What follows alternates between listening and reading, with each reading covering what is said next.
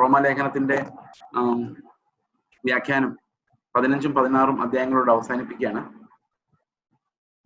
ഇത് നമ്മൾ എപ്പോഴും വേദപുസ്തകം പഠിക്കുമ്പോൾ പുസ്തകങ്ങളായിട്ട് പഠിക്കണം. അത് എന്ന് പറഞ്ഞാൽ ഒരാശയം കണ്ടെത്താൻ വേണ്ടി വാക്യങ്ങൾ തിരയുന്നതിനേക്കാളും നല്ലത് വാക്യങ്ങൾ വായിച്ച് അതിൽ നിന്ന് ആശയം എടുക്കുന്നതാണ്. അതുകൊണ്ടാണ് നമ്മൾ തുടർച്ചയായിട്ട് വേദപുസ്തകത്തിലെ അധ്യായങ്ങൾ ഓരോരോ ഒരു വാക്യം പോലും വിടാതെ, ഒരു മനുഷ്യന്റെ ഫിലോസഫി തത്വചിന്ത അതിനകത്ത് കടന്നു വരാതെ വചനം എന്ത് പറഞ്ഞിരിക്കുന്നു എന്നുള്ളതൊരു ഓണസ്റ്റ് സബ്മിഷനോട് കൂടി നമ്മളിത് വായിക്കേണ്ടത് ആവശ്യമാണ്. ഞാൻ ശരിക്കും ഈ വാക്യങ്ങളെല്ലാം, എനിക്ക് തോന്നുന്നു റോമലേഖനത്തിലെ ഏതാണ്ട് എല്ലാ വാക്യങ്ങളും നമ്മൾ വായിച്ചു. എനിക്ക് ആദ്യത്തെ അധ്യായത്തിലെ ആദ്യത്തെ 5, 6, 8 വാക്യങ്ങളാണ് വായിക്കാൻ ബാക്കിയുള്ളൂ. അത് നമ്മൾ 16ആം അധ്യായം തീരുമ്പോൾ ഒന്നിച്ച് വായിക്കാൻ വേണ്ടി വെച്ചിരിക്കുന്നതാണ്. You will have a clearer picture of the Romans. അപ്പോൾ എല്ലാം ചേർത്ത് നമ്മളത് അവസാനിപ്പിക്കാൻ വേണ്ടിയാണ് ആദ്യത്തെ കുറച്ച് വാക്യങ്ങൾ വായിക്കാത്തത്. നമ്മൾ ഈ ഇന്നത്തെ സെഷൻ കഴിയുന്നതോടുകൂടി റോമാലേഖനത്തിലെ എല്ലാ വാക്യങ്ങളും തന്നെ നമ്മൾ വായിക്കുകയും അതിന്റെ അർത്ഥം കണ്ടെത്തുകയും ചെയ്തു. അതിനർത്ഥം ഈ പ്രസംഗകന്റെ കയ്യിൽ നിന്നല്ല നിങ്ങൾക്ക് അത് ലഭിക്കുന്ന, വചനത്തിൽ തന്നെയാണ്. I am only A facilitator and interpreter. ജീവിതകാലം മുഴുവൻ നിങ്ങളോട് സംസാരിക്കാൻ പോകുന്നത് ഈ വചനങ്ങളാണ്. അത് ശരിക്കും റോമാലേഖനത്തിന്റെ ഏറ്റവും വലിയ പ്രാധാന്യം എന്ന് പറയുന്ന ആദ്യത്തെ ദിവസം ഞാൻ പറഞ്ഞ പോലെ അപ്പോസ്റ്റോലിക് ഉപദേശങ്ങളാണ്, അപ്പോസ്തലന്മാരുടെ ടീച്ചിങ്സ്. അത് നമ്മെ പാപത്തിൽ നിന്ന് സ്വാതന്ത്ര്യം തരികയും നമ്മൾ ഉറപ്പിക്കുകയും ചെയ്യും. നമുക്ക് എല്ലാവർക്കും നിത്യമായ പ്രത്യാശ നഷ്ടപ്പെടാതെ നമ്മുടെ ഉള്ളിൽ ഉണ്ടാകണം, എങ്കിലേ നമുക്ക് ലോകത്തെ ജയിക്കാൻ കഴിയൂ. നമുക്ക് ലോകത്തെ ജയിക്കാൻ വേണ്ടി കർത്താവ് തന്നിരിക്കുന്നത് വടിയും മരണവുമല്ല, വിലയേറിയതും അതിമഹത്വമായ വാഗ്ദത്തങ്ങളാണ്. അവയിലാണ് നമ്മൾ ലോകത്തെ തോൽപ്പിക്കുന്നത്. ഭയത്താലല്ല, സ്നേഹത്താലാണ്, വാഗ്ദത്തത്താലാണ് നമ്മൾ ജയിക്കുന്നത്. ആത്മാവിന്റെ ശക്തിയാലാണ് നമ്മൾ പാപത്തെ തോൽപ്പിക്കുന്നത്. വിശുദ്ധീകരണം നടക്കുന്ന ആത്മാവിലാണ്. നമ്മുടെ രക്ഷ നടക്കുന്നത് ആത്മാവിന്റെ കവിഞ്ഞൊഴുക്കിലൂടെയാണ്, ആത്മദാനത്തിലൂടെയാണ്. അതുകൊണ്ട് നമ്മൾ വചനം എപ്പോഴും ശ്രദ്ധിക്കും. വീണ്ടും വീണ്ടും വീണ്ടും നമ്മൾ ഈ റോമാലേഖനത്തിലൂടെ കടന്നു പോകണം.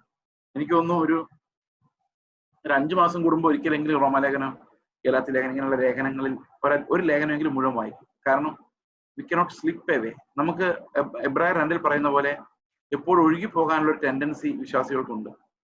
അത് നമുക്ക് നിഷേധിക്കാൻ കഴിയില്ല. We drift. അത് നമ്മുടെ ഒരു സ്വഭാവമാണ്. ഒഴുകി പോകാതിരിക്കാൻ കേട്ടത് അധികം ശ്രദ്ധയോടെ കരുതിക്കൊള്ളും. ഞാൻ ഒന്നും കൊണ്ടുവന്നിട്ടില്ല, എല്ലാം നിങ്ങളുടെ കയ്യിലിരിക്കുന്ന, എൻ്റെ കയ്യിലിരിക്കുന്ന അതേ വേദപുസ്തകത്തിൽ നിന്ന് എടുത്തിട്ടുള്ള വാക്യങ്ങൾ മാത്രമേ ഉള്ളൂ. I have not spoken anything new or any new teaching. അല്ലെ വേറൊരു സ്ക്രിപ്ചർ തന്നെ വളരെ അപൂർവമായിട്ടാണ് നമ്മൾ വായിച്ചുള്ളൂ. കാരണം ഒരുപക്ഷെ ആ സ്ക്രിപ്ചർ ഇവിടെ ഫിറ്റ് ആയില്ലെങ്കിൽ അത് ആശയക്കുഴപ്പം ഉണ്ടാകാതിരിക്കാൻ വേണ്ടിയാണ് നമ്മൾ ആ റോമാലേഖനം എന്താണ് എന്ന് അതിലേക്ക് തന്നെ വീണ്ടും വീണ്ടും നോക്കി പഠിക്കുകയായിരുന്നു നമ്മൾ ചെയ്തത്. ഈ 15, 16 അധ്യായങ്ങൾ ഇപ്പോഴും നമ്മൾ അവസാനിപ്പിക്കാം. 15-ാം അധ്യായത്തിൽ 14ന്റെ ഒരു തുടർച്ചയായിട്ടാണ് 15-ാം അധ്യായം പൗലോസ് പറയാം. അശക്തരായ ആളുകൾ എങ്ങനെ കൈകാര്യം ചെയ്യണം എന്നുള്ള വിഷയമാണ് 14-ാം അധ്യായത്തിൽ നമ്മൾ കണ്ടത്. നമ്മുടെ ഒരു സഭയിൽ കൂടി വരുന്ന എല്ലാവർക്കും ഒരേ വിശ്വാസമോ ഒരേ തരത്തിലുള്ള പ്രത്യാശയൊന്നുമാണ്.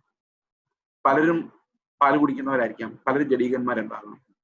പക്ഷെ അവരോടെല്ലാം നമ്മൾ എങ്ങനെ അവരെ താങ്ങി നടത്തണം, അവരെ നിരുത്സാഹപ്പെടുത്താതെ, നിരാശപ്പെടുത്താതെ എങ്ങനെ അവരെ പ്രത്യാശയുടെ, വിശുദ്ധീകരണത്തിന്റെ, ക്രൈസ്റ്റ് ലൈഫിന്റെ ആ ആഴങ്ങളിലേക്ക് എങ്ങനെ എത്തിക്കാം എന്നുള്ളത് നമ്മൾ തീർച്ചയായിട്ടും ആലോചിക്കണം. അതാണ് ഈ വാക്യങ്ങളിലൂടെ പൗലോസ് നമ്മളോട് പറയുന്നത്.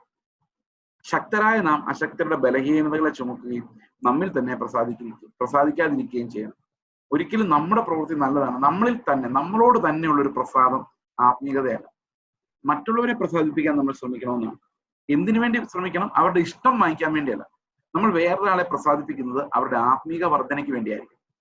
ആത്മീക വർധനയ്ക്ക് വേണ്ടി. അപ്പം മറ്റൊരാളുടെ ആത്മീക വർധന ഉണ്ടാകാൻ വേണ്ടി അദ്ദേഹത്തെ നിരുത്സാഹപ്പെടുത്താതെ, ചിലപ്പോൾ അദ്ദേഹം വളരെ എളിയ ഒരു വിശ്വാസിയായിരിക്കും, നിങ്ങൾ പറയുന്ന പോലെ ഒന്നും കാര്യങ്ങൾ അദ്ദേഹത്തിന് മനസ്സിലായിട്ടുണ്ടാവില്ല. പക്ഷെ അവൻ ആത്മീക വർധന വരുത്തണമെങ്കിൽ എന്ത് ചെയ്യണം? നമ്മൾ അവനെ പ്രസാദിപ്പിക്കണം. എന്ന് പറഞ്ഞാൽ അവൻ ഇഷ്ടം നമ്മളോട് ഉണ്ടാകണം. നമുക്ക് അവരുടെ വാശിയോടെ, മത്സരത്തോടെ ഒരിക്കലും ഒരാളെ പഠിപ്പിക്കാൻ സാധിക്കില്ല. We need to win their trust. അവരെ താങ്ങണം, അശക്തരുടെ ബലഹീനതകളെ ചുമക്കണം. എന്തിനാ? അവരെ ശക്തരാക്കാൻ വേണ്ടിയാണ്, അവരെ വിശുദ്ധീകരണത്തിലേക്ക് നടത്താൻ വേണ്ടിയാണ്, അവരെ പ്രസാദിപ്പിക്കുന്നു. അല്ലാതെ അവരുടെ നല്ല ചിരി കാണാൻ വേണ്ടിയല്ല, അല്ല അവർ നമ്മളെ അപ്രൂവ് ചെയ്യാൻ വേണ്ടിയല്ല, അവർ നന്നാകാൻ വേണ്ടിയാണ്, വിശുദ്ധീകരിക്കപ്പെടാൻ വേണ്ടിയാണ്. അതിന് വഴക്ക് പറയുന്നു, ശാസിക്കുന്നൊന്നും അല്ല. ക്രിസ്തുവിന്റെ വഴി എന്ന് പറയുന്നത് അവരെ പ്രസാദിപ്പിക്കുന്നതാണ്, അവരെ സ്നേഹിക്കുന്നതാണ്. ഓക്കെ, അതാണ് 1, 2 പറയാം. കൂട്ടുകാരനെ കാണുമ്പോൾ, നമ്മുടെ ചുറ്റുമുള്ളവരെ കാണുമ്പോൾ നമ്മൾ അവനെ പ്രസാദിപ്പിക്കാൻ ശ്രമിക്കുന്നതിന് വേണ്ടിയാണ്. അത് മാനുഷികമായ ഒരു ഫേവറിന് വേണ്ടിയല്ല, അവൻ സത്യത്തിന്റെ പരിജ്ഞാനത്തിലേക്ക് വരാൻ വേണ്ടിയാണ്, ആത്മീക വർധന ഉണ്ടാകാൻ വേണ്ടിയാണ്. നമ്മുടെ സഭയിലുള്ള ഓരോ സഹോദരങ്ങളെ നമ്മൾ ഒരാള് വളരെ ദേഷ്യപ്പെടുന്ന ഒരാളാണ്, അല്ലെങ്കിൽ എന്തെങ്കിലും പേഴ്സണാലിറ്റി പ്രോബ്ലംസ് ഉള്ള ആളാണ്, നമ്മൾ അദ്ദേഹത്തെ പ്രസാദിപ്പിക്കാനാണ് പറയുന്നത്. കാരണം എങ്കിലേ നിങ്ങൾ പറയുന്നവർ കേൾക്കുള്ളൂ, എങ്കിലേ നിങ്ങൾക്ക് അദ്ദേഹത്തെ ഉപദേശിക്കാൻ പറ്റുള്ളൂ. നിങ്ങൾ വഴക്കുണ്ടാക്കിയാൽ ആരും കേൾക്കില്ല. നമ്മൾ വലിയ നീതിക്ക് വേണ്ടി നിന്നൊക്കെ തോന്നുകയും ചെയ്യും, ആരും നന്നാവുകയില്ല. അതുകൊണ്ടാണ് സ്നേഹത്തിൽ നമ്മൾ സത്യം സംസാരിക്കുമ്പോൾ എപ്പോഴും സ്നേഹത്തിലായിരിക്കണമെന്ന് പൗലോസ് പറയാനുള്ള കാരണം. എപ്പോഴും നമ്മളിൽ പ്രസാദിക്കരുത്. ഞാൻ ചെയ്തത് ശരിയാണ് ബ്രദറെ എന്ന് പറഞ്ഞാൽ നമ്മളിൽ പ്രസാദിക്കരുത്. നമ്മൾ എപ്പോഴും മറ്റുള്ളവരെ പ്രസാദിപ്പിക്കണം.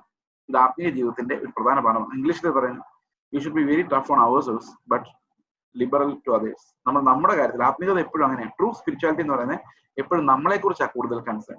എന്റെ ഭാഗത്തുനിന്നൊരു മിസ്റ്റേക്ക് വരുമോ, ഞാൻ ക്ഷമിക്കാതിരിക്കുമോ, അവൻ മോശമായിരിക്കും, പക്ഷെ ഞാൻ അവനോട് എങ്ങനെ പെരുമാറും, ഓൾവേസ് എനിക്ക് എന്ത് സംഭവിക്കുന്നുണ്ടെന്നുള്ളതാണ് ഞാൻ ഏറ്റവും കൂടുതൽ ശ്രദ്ധിക്കേണ്ടത്. 3-ാം വാക്യത്തിൽ ഇതിനെ സമർത്ഥിക്കുന്ന ഒരു വാക്യമാണ്. നിന്നെ നിന്ദിക്കുന്നവരുടെ നിന്ദ എന്റെ മേൽ വീണു എന്ന് എഴുതിയിരിക്കുന്ന പോലെ ക്രിസ്തുവും തന്നെത്താൻ പ്രസാദിച്ചില്ല. അപ്പൊ കർത്താവ് ചെയ്തതെല്ലാം കറക്റ്റ് ആയിരുന്നു, പക്ഷെ അതിലുള്ളൊരു പ്രസാദം കർത്താവിന് ആവശ്യമില്ലായിരുന്നു. ദൈവത്തെ നിന്ദിക്കുന്നവർ നിന്ദിച്ച നിന്ദ എല്ലാം കർത്താവ് ചുമക്കുക ചെയ്തു. അതായത് ആലോചിക്ക്, ക്രിസ്തുവിനെ നിന്ദിച്ചവരുടെ നിന്ദ, ദൈവത്തെ നിന്ദിക്കുന്നവരുടെ നിന്ദ എന്റെ മേൽ വീണു. അപ്പൊ എന്നെ നിന്ദിക്കുന്ന ഒരാളുടെ ആ നിന്ദ ഞാൻ ഏറ്റെടുക്കുകയാണ്. അവന്റെ നാണം കെട്ട പ്രവൃത്തി എന്റെ മേൽ അത് ചുമക്കുകയാണ്. സത്യത്തിൽ അവൻ നിന്ദിക്കുക ചെയ്തത്. അപ്പൊ നിന്ദിച്ചവന്റെ നിന്ദ എന്റെ മേലായി എന്ന് എഴുതിയിരിക്കുന്ന പോലെ കർത്താവ് തന്നിൽ തന്നെ പ്രസാദിച്ചില്ല. അപ്പൊ നമുക്ക് സ്വയം അഭിമാനം തോന്നരുത്. കാരണം നമ്മൾ എപ്പോഴും ദൈവം നമ്മളിൽ പ്രസാദിക്കാനും ദൈവത്തിന് മുമ്പിൽ ജീവിക്കാനും വേണ്ടിയാണ് നമ്മൾ ഓരോ കാര്യങ്ങളിലും മുൻപോട്ട് പോകേണ്ടത്. ഓക്കെ, അപ്പൊ ഇവിടെ പറഞ്ഞിരിക്കുന്ന കാര്യങ്ങൾ ഇത്രയും പറഞ്ഞിട്ട് പറയാണ്, നിങ്ങൾ എല്ലാവരുടെ സ്നേഹമായിട്ട് പെരുമാറണം എന്നൊക്കെ പറഞ്ഞിട്ട് പറയാം 4-ാം വാക്യത്തിൽ. എന്നാൽ മുന്നേ എഴുതിയിരിക്കുന്നൊക്കെ, ഞാൻ നേരത്തെ നിങ്ങളോട് എഴുതിയില്ലേ കുറെ കാര്യങ്ങൾ, റോമാലേഖനം 1-1 മുതൽ 11 വരെയുള്ള കാര്യങ്ങൾ. അത് എന്തിനാ എഴുതിയത്? നമ്മുടെ ഉപദേശത്തിനായിട്ട്. നമുക്ക് തിരുവെഴുത്തുകളാൽ ഉണ്ടാകുന്ന സ്ഥിരതയാലും ആശ്വാസത്താലും പ്രത്യാശ ഉണ്ടാകേണ്ടതിന് തന്നെ. അപ്പൊ പൗലോസിന് അറിയാമായിരുന്നല്ലേ എഴുതുന്നത് തിരുവെഴുത്താണ്, വേദപുസ്തകമാണ്. ഞാൻ എന്തിനാ മുന്നമേ ഓക്കെ, എന്നാൽ മുന്നെഴുതിയിരിക്കുന്നതൊക്കെയും, ഓക്കെ, പൗലോസ് എഴുതിയ കാര്യം അല്ല ഇവിടെ പറയുന്നത്. ഞാൻ മുന്നെഴുതിയ കാര്യം അല്ല പറയുന്നത്, പ്രവാചകന്മാർ മുന്നേ എഴുതിയ കാര്യമാണ്. എന്നാൽ മുന്നെഴുതിയിരിക്കുന്നതൊക്കെയും നമ്മുടെ ഉപദേശത്തിനായിട്ട് നമുക്ക് തിരുവെഴുത്തുകളാൽ ഉണ്ടാകുന്ന സ്ഥിരതയാലും ആശ്വാസത്താലും പ്രത്യാശ ഉണ്ടാകുന്നതിന് തന്നെയാണ് എഴുതിയിരിക്കുന്നത്. നമ്മൾ പഴയ നിയമത്തെ എങ്ങനെ ഉപയോഗിക്കാം എന്നുള്ളത് നമുക്ക് ഈ വാക്യത്തിൽ നിന്ന് മനസ്സിലാക്കണം. പഴയ നിയമം നമ്മൾ വായിക്കുമ്പോഴെല്ലാം അതിനകത്ത് അടങ്ങിയിരിക്കുന്ന പുതിയ നിയമത്തെ നമ്മൾ കണ്ടെത്തണം. അതൊരു റീഡിങ് എന്ന് പറയും. നമ്മൾ ഒരിക്കൽ കൂടി പഴയ നിയമം വായിക്കണം. എന്നിട്ട് നമ്മൾ ഓരോ പഴയ നിയമ വിശുദ്ധന്മാരുടെ ജീവിതം വായിക്കുമ്പോൾ നമുക്കൊരു കാര്യം മനസ്സിലാവും, അതെല്ലാം പുതിയ നിയമം. അവിടെ എല്ലാം പുതിയ നിയമത്തിന്റെ നിഴലുകൾ കാണാം. ഓരോ വിശുദ്ധന്മാരുടെ ജീവിതത്തിൽ അത് കാണാം. ദാവീദ് പറയാണ്, അകൃത്യം ക്ഷമിച്ചും പാപം മറച്ചും കിട്ടിയ മനുഷ്യൻ ഭാഗ്യവാൻ. അപ്പൊ പാപം മറച്ചു കിട്ടിയവൻ, അകൃത്യം ക്ഷമിച്ചു കിട്ടിയവൻ ഭാഗ്യവാനാണ്. അതൊരു പുതിയ നിയമത്തിന്റെ കാര്യമാണ് പറയുന്നത്. പാപം മറയ്ക്കപ്പെടുന്ന പുതിയ നിയമത്തിലാണ്, യേശുവിന്റെ രക്തത്തിലാണ് പാപം മറയ്ക്കപ്പെടുന്നത്. പാപം എന്ന് പറയുന്നത് നമ്മുടെ ബലഹീനതയാണ്. നമ്മുടെ ശാരീരികമായ, നമ്മുടെ ജഡസംബന്ധമായ ബലഹീനതകളെ മറയ്ക്കുന്ന യേശുക്രിസ്തുവിന്റെ രക്തം. അതുപോലെ പഴയ നിയമത്തിൽ ഏത് പ്രോഫിറ്റ്സിനെ നോക്കിയാലും, ദൈവദാസന്മാരെ നോക്കിയാലും നമുക്ക് അതിനകത്തെല്ലാം പുതിയ നിയമത്തെ കാണാൻ സാധിക്കും. അതെല്ലാം പുതിയ നിയമത്തിന്റെ പ്രത്യാശയിൽ നമ്മൾ ഉറപ്പിക്കാൻ വേണ്ടിയാണ് പ്രവാചകന്മാരെല്ലാം എഴുതിയിരിക്കുന്നത്. ഇപ്പൊ യേശുക്രിസ്തുവിന് മുമ്പ് എഴുതിയവരും പിൻപ് എഴുതിയവരും എല്ലാം ക്രിസ്തു എന്ന ഏകനിലേക്ക് ചൂണ്ടിക്കൊണ്ടാണ് എഴുതുന്നത്. അതെല്ലാം നമ്മുടെ പ്രത്യാശ വർദ്ധിപ്പിക്കാൻ വേണ്ടിയാണ്. പഴയ നിയമത്തിൽ ഓരോ വാക്യവും ഡയറക്റ്റ് ചെയ്യപ്പെട്ടിരിക്കുന്നത് യേശുക്രിസ്തുവിലേക്കാണ്. ഓക്കെ, അതുകൊണ്ട് നിങ്ങൾ എന്ത് ചെയ്യണം? പ്രത്യാശ ഉണ്ടാകേണ്ടതെന്ന് തന്നെ. അപ്പൊ എന്തിനു വേണ്ടിയാണ് ഈ എഴുത്തുകൾ, തിരുവെഴുത്തുകൾ? പ്രത്യാശ ഉണ്ടാകേണ്ടത്. എങ്ങനെയാണ് പ്രത്യാശ ഉണ്ടാകുന്നത്? സ്ഥിരതയാലും ആശ്വാസത്താലുമാണ് പ്രത്യാശ ഉണ്ടാകുന്നത്. ഇന്നെന്താ നമുക്ക് പ്രത്യാശ കുറഞ്ഞു പോകുന്നത്? എന്തുകൊണ്ടാണ് സ്വർഗത്തിൽ പോകുന്നുള്ള ഉറപ്പ് നഷ്ടപ്പെടുന്നത്, അതിനുള്ള ആഗ്രഹം നഷ്ടപ്പെടുന്നത്? സ്ഥിരതയുള്ള ഒരു വിശ്വാസം കണ്ടെത്താൻ പറ്റാത്തതുകൊണ്ട്. നമ്മുടെ 2 പത്രോസ് 1-ാം അധ്യായത്തിലെ ആത്മാവിന്റെ വിശുദ്ധീകരണത്തെ കുറിച്ച് കാണുന്ന ഒരു പ്രധാനപ്പെട്ട കാര്യമാണ് വിശ്വാസത്തോട് വീര്യവും എന്ന് പറഞ്ഞ് കൂട്ടി അതിനകത്ത് സ്ഥിരത എന്ന് പറഞ്ഞൊരു വാക്കുണ്ട്. Consistent faith, consistent emotions. ചില സമയത്ത് ഭയങ്കരമായിട്ട് ടെൻഷൻ അടിക്കുകയും ചില സമയത്ത് വിശ്വാസം കാണിക്കാതിരിക്കുക, അങ്ങനെ ചെയ്യുന്നതല്ല. ഇതൊരു ജഡീക സ്വഭാവമാണ്. ഒരിക്കലും കുലുങ്ങാത്ത ഒരു ആന്തരികമായ ഫെയ്ത്തിന്റെ ഉറപ്പ്, അത് കൺസിസ്റ്റന്റ് ആയിട്ട് ഏത് സാഹചര്യത്തിലും ഉണ്ടാകുന്ന സ്ഥിരത, സ്ഥിരമായ ഫെയ്ത്ത്. പ്രിയ സഹോദരങ്ങളെ, ഈ സ്ഥിരമായ ഫെയ്ത്ത് എന്ന് പറയുമ്പോൾ നമ്മൾ ഒരു കാര്യം മനസ്സിലാക്കണം. വിശ്വാസം, ഒരാൾ വിശ്വാസി എന്ന് പറയുമ്പോൾ അവൻ രണ്ട് തലത്തിലാണ് വിശ്വാസത്തെ അഭിമുഖീകരിക്കുന്നത്. ഒന്ന്, എല്ലാ വിശ്വാസികൾക്കും വേണ്ട രക്ഷാകരമായ വിശ്വാസം, അത് നമുക്ക് ദൈവം തരുന്നതാണ്. എന്നാൽ ചില വ്യക്തികൾക്ക് വിശ്വാസം എന്ന വരം ലഭിക്കുന്നു. ഈ വിശ്വാസം എന്ന വരം ലഭിക്കുന്നവര് നമുക്ക് എക്സാമ്പിൾസ് ആണ്. ഒരു വളരെ കഷ്ടതയുടെ നടുവിൽ കർത്താവിനെ സാക്ഷിക്കാൻ വേണ്ടി അവർ ഉപയോഗിക്കും, നമുക്ക് കാണാൻ പറ്റും. They are our lights, leading lights. 1 കൊരിന്ത്യർ ലേഖനം 12-ാം അധ്യായത്തിൽ ഈ വിശ്വാസം എന്ന കൃപാവരത്തെ കുറിച്ച് പറയുന്നു. നമുക്കെല്ലാം നൽകപ്പെട്ടിരിക്കുന്ന രക്ഷാകരമായ വിശ്വാസം ഒന്ന് തന്നെയാണെങ്കിലും ചില ആളുകൾ അവരുടെ ജീവിതത്തിലെ ദുർഘട സാഹചര്യങ്ങളിൽ അസാമാന്യമായ വിശ്വാസത്തിന്റെ ധൈര്യം കാണിക്കുന്ന നമുക്ക് കാണാൻ പറ്റും. അത് സ്ഥിരതയാണത്. അതായത് സന്തോഷത്തിൽ മാത്രമല്ല, സങ്കടത്തിലും ദൈവത്തെ സ്തുതിക്കാൻ പറ്റുന്ന സ്ഥിരമായ ഒരു ക്യാരക്ടറാണ്. അപ്പൊ കഷ്ടതയിലിരിക്കുന്ന ആരെങ്കിലും നിങ്ങൾക്കുണ്ടോ? ചിലപ്പോൾ നിങ്ങൾ ഇങ്ങനെ ചിന്തിക്കുമായിരിക്കും, കർത്താവ് എനിക്ക് എന്തിനാണ് ഇങ്ങനെ മാറി മാറി മാറി മാറി കഷ്ടത? വേറെ ആൾക്കാർ ആരും അത്രയും കഷ്ടതയിലൂടെ പോകുന്നില്ലല്ലോ ചോദിക്കുകയാണെങ്കിൽ അതിന്റെ ഉത്തരം ഇതായിരിക്കാം. മറ്റുള്ളവർ അനുഭവിക്കാത്ത ഒരു വിശ്വാസത്തിന്റെ അധിക പങ്ക്, ഒരു കൃപാവരമായി ലഭിക്കുന്ന ഫെയ്ത്ത് ഈ കഷ്ടങ്ങളിലൂടെ പോകുന്നവർക്കുണ്ട്. അത് അവരിൽ സ്ഥിരത ഉണ്ടാക്കും. വിശ്വാസത്തോട് വീര്യവും അങ്ങനെ കൂടി വന്ന് അതൊരു സ്ഥിരമായ ഫെയ്ത്ത്, കൺസിസ്റ്റന്റ് ഫെയ്ത്ത്. കഷ്ടങ്ങളിൽ കയറി ഇറങ്ങിയവരുടെ ഫെയ്ത്ത് എന്ന് പറയുന്നത് സ്ഥിരമായിരിക്കും, സ്ഥിരതയുള്ളതായിരിക്കും. അവരുടെ പ്രത്യാശയെ പിടിച്ച് കുലുക്കാൻ ആരെയെ കൊണ്ട് കഴിയും. ഓക്കെ, അപ്പോൾ കഷ്ടങ്ങൾ അനുഭവിക്കുന്നവർ ഓർക്കുക, ഒരു പക്ഷേ ദൈവം നിങ്ങൾക്ക് കഷ്ടങ്ങൾ അനുവദിച്ചിരിക്കുന്നത് ഈ വിശ്വാസത്തിന്റെ സ്ഥിരത നിങ്ങൾ അനേകർക്ക് കാണിച്ചു കൊടുക്കാൻ, ശുശ്രൂഷിക്കാൻ വേണ്ടിയാണ്. കൊരിന്ത്യർ ലേഖനം 1:12 പറയുന്ന കൃപാവരങ്ങളെ കുറിച്ച് അവിടെ പറയുന്നത് പൊതു ഉപയോഗത്തിനുള്ളതാണ്. എന്നാൽ നമ്മുടെ രക്ഷാകരമായ വിശ്വാസം പൊതു ഉപയോഗത്തിനുള്ളതല്ല, അത് നമ്മുടെ വ്യക്തിപരമായ വിശുദ്ധീകരണത്തിന് വേണ്ടിയുള്ളതാണ്. എന്നാൽ ഇവിടെ പറയുന്ന വിശ്വാസത്തിന്റെ വരം, 1 കൊരിന്ത്യർ ലേഖനം 12-ാം അധ്യായത്തിൽ പറയുന്ന വിശ്വാസത്തിന്റെ വരം എന്ന് പറയുന്നത് പൊതു ഉപയോഗത്തിനുള്ളതാണ്. That makes us witnesses.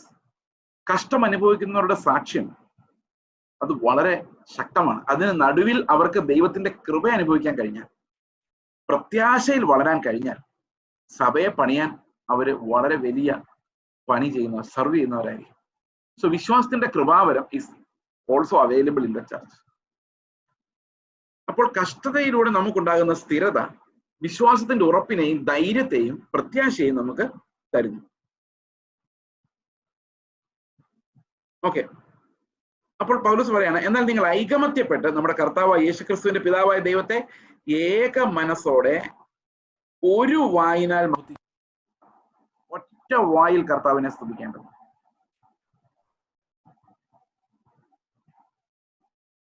സ്ഥിരതയും ആശ്വാസവും നൽകുന്ന ദൈവം നിങ്ങൾക്ക് യേശുക്രിസ്തുവിന് അനുരൂപമായി തമ്മിൽ ഏക ചിന്തയോടെ ഇരിപ്പാൻ കൃപ നൽകുമാറാകട്ടെ. അപ്പൊ നമുക്ക് ഈ അനുസരണത്തെ കുറിച്ച് ഒത്തിരി കാര്യങ്ങൾ നമ്മൾ കണ്ടു. ഈ അനുസരണത്തെ കുറിച്ച് പറയുമ്പോഴല്ല നമ്മൾ വിചാരിക്കും, ഈസി ആണല്ലോ, നമുക്ക് ചെയ്യാം കേട്ടോ, നമുക്ക് ചെയ്യാം. ഇപ്പൊ 12-ാം അധ്യായം കഴിഞ്ഞ് ഇങ്ങോട്ട് വായിക്കുമ്പോഴെല്ലാം എന്താ തോന്നുന്നേ? ആദ്യത്തെ ഭാഗം വായിച്ച പോലെ അല്ല അല്ലേ? ആദ്യത്തെ ഭാഗം വായിച്ചപ്പോൾ ഒന്നും പിടികിട്ടുന്നില്ല എന്ന് തോന്നി ചിലർക്ക്. അയ്യോ ഇതെന്ത് കഷ്ടിയാന്ന് തോന്നി, അയ്യോ എങ്ങനെ ജീവിക്കുന്നു തോന്നി. എന്നാൽ 12 ഇങ്ങോട്ട് കഴിഞ്ഞപ്പോഴേക്കും സംഗതി എളുപ്പമായി. കാരണം നമ്മുടെ കയ്യിൽ ഒതുങ്ങുന്ന കാര്യങ്ങളിലേക്ക് അത് ചുരുങ്ങി. പക്ഷെ ഇവിടെ എന്താ സംഭവിക്കുന്നത്? നമ്മൾ ഐകമത്യപ്പെടണമെന്ന് പറയുമ്പോൾ എളുപ്പമെന്ന് വിചാരിക്കും. പക്ഷെ അവിടെ പറഞ്ഞിരിക്കുന്ന മോഡൽ യേശുക്രിസ്തുവിന്റെ മോഡൽ. എന്ത് കൽപ്പന പറഞ്ഞാൽ പുതിയ നിയമം അതിന് എക്സാമ്പിൾ ആയിട്ട് വെക്കുന്ന യേശുക്രിസ്തുവിനെയാണ്. ബി ലൈക്ക്, ഏകചിന്തയോടെ ഇരിക്കുക, യൂണിറ്റി. കർത്താവ് പറയാണ്, പിതാവും നമ്മൾ ഒന്നായിരിക്കുന്നത് പോലെ, just as we are one, അതുപോലെ. അതിന് താഴെയുള്ള ഒരു കമ്പാരിസൺ ഇല്ല. പെർഫെക്റ്റ് ക്രിസ്തുവിനെ പോലെ. വിശുദ്ധ ജീവിതം നയിക്കണം സഹോദര, പ്രസംഗം. അതിന്റെ പുറകെ ഇരുന്നിപ്പുറത്തുന്ന ഒരാൾ ക്രിസ്തുവിനെ പോലെ. പ്രസംഗിക്കുന്ന ആൾ ചുറ്റും കാരണം പുള്ളി അത്ര ഉദ്ദേശിച്ചിട്ടില്ല. അത്ര ഉദ്ദേശിച്ചായിരുന്നെങ്കിൽ പുള്ളി നോക്കടാ എന്നെ പോലെ ആകടാ എന്നുള്ള സ്റ്റൈലിലുള്ള പ്രസംഗം നിർത്തിയാനെ, പകരം നിലവിളിച്ചേനെ. കാരണം ഇന്ന് പ്രസംഗിക്കുന്ന പലരും ചിന്തിച്ചിരിക്കുന്നത് അവരുടെ നിലവാരമുള്ള വിശുദ്ധി മറ്റുള്ളവർക്ക് പകർന്നു കൊടുക്കാൻ അവരെ വിളിച്ചേക്കുന്നതെന്ന്. No no no.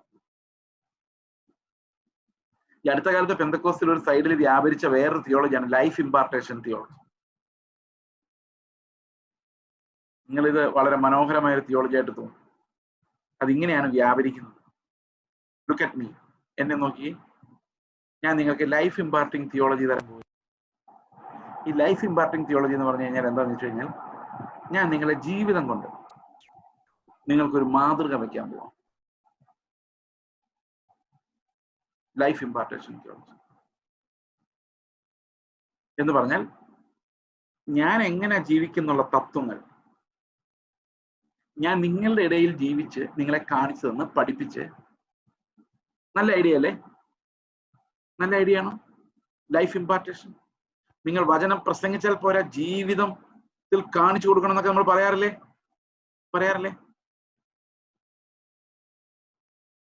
ജീവിതത്തിൽ കാണിച്ചു കൊടുക്കണ്ടേ? കൊടുക്കണം. ഇത് കഴിയുമ്പോൾ ചോദ്യം ചോദിക്കാനുള്ള സമയം ഉള്ളതുകൊണ്ട് ഇതൊക്കെ ഇങ്ങനെയാ പറയുന്നത്. പക്ഷെ സ്റ്റാൻഡേർഡ് ആരുടെയാ? ഏത് ജീവിതം കാണിച്ചു കൊടുക്കാനാ പറഞ്ഞേക്കുന്നത്? യേശുക്രിസ്തുവിന്റെ ജീവിതം.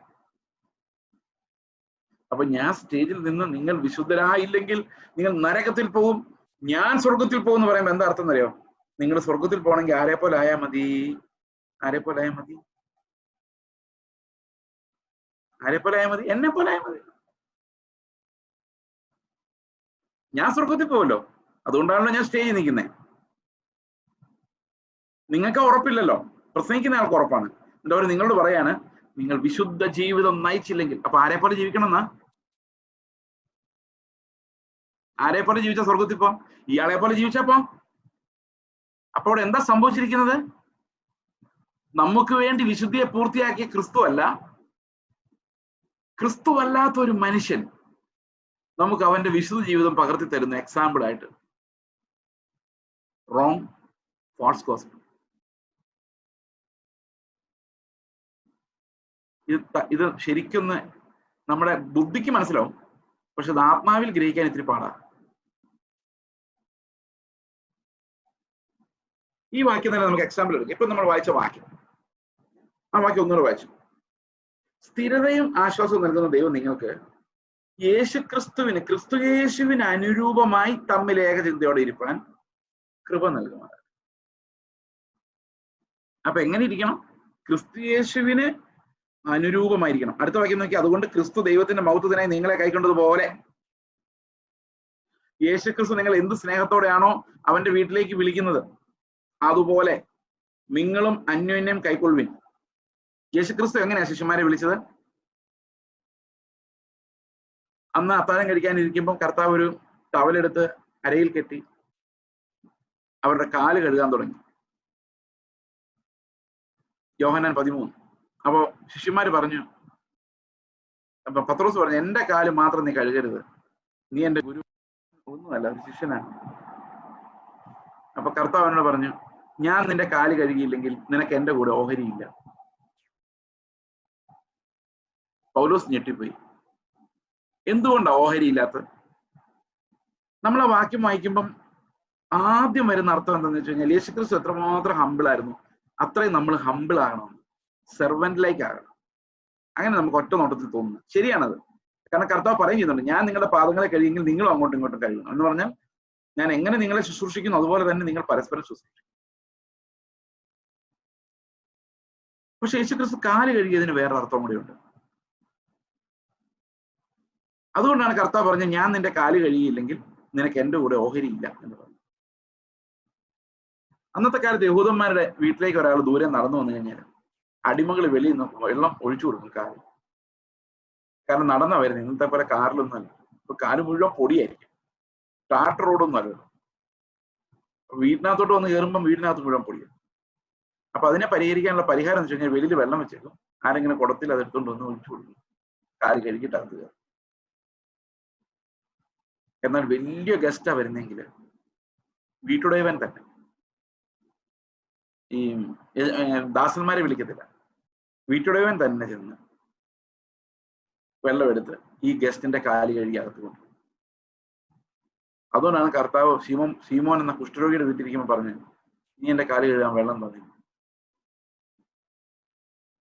അപ്പൊ കാല് കഴുകാൻ വെള്ളം കൊടുക്കാന്ന് പറയുന്നത് അവിടുത്തെ ഒരു ആചാരമാണ്.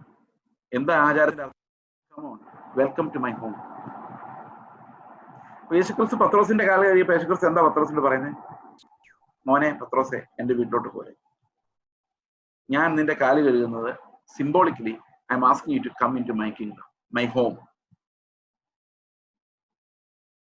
അപ്പൊ പത്രോസ് പറയാണ്, അയ്യോ എന്റെ കാലിൽ നിന്ന് കഴുകല്ലേ. അപ്പൊ കർത്താവ്, ഞാൻ നിന്റെ കാല് കഴുകിയിൽ നിനക്ക് എന്റെ വീട്ടിൽ വരാൻ പറ്റില്ല.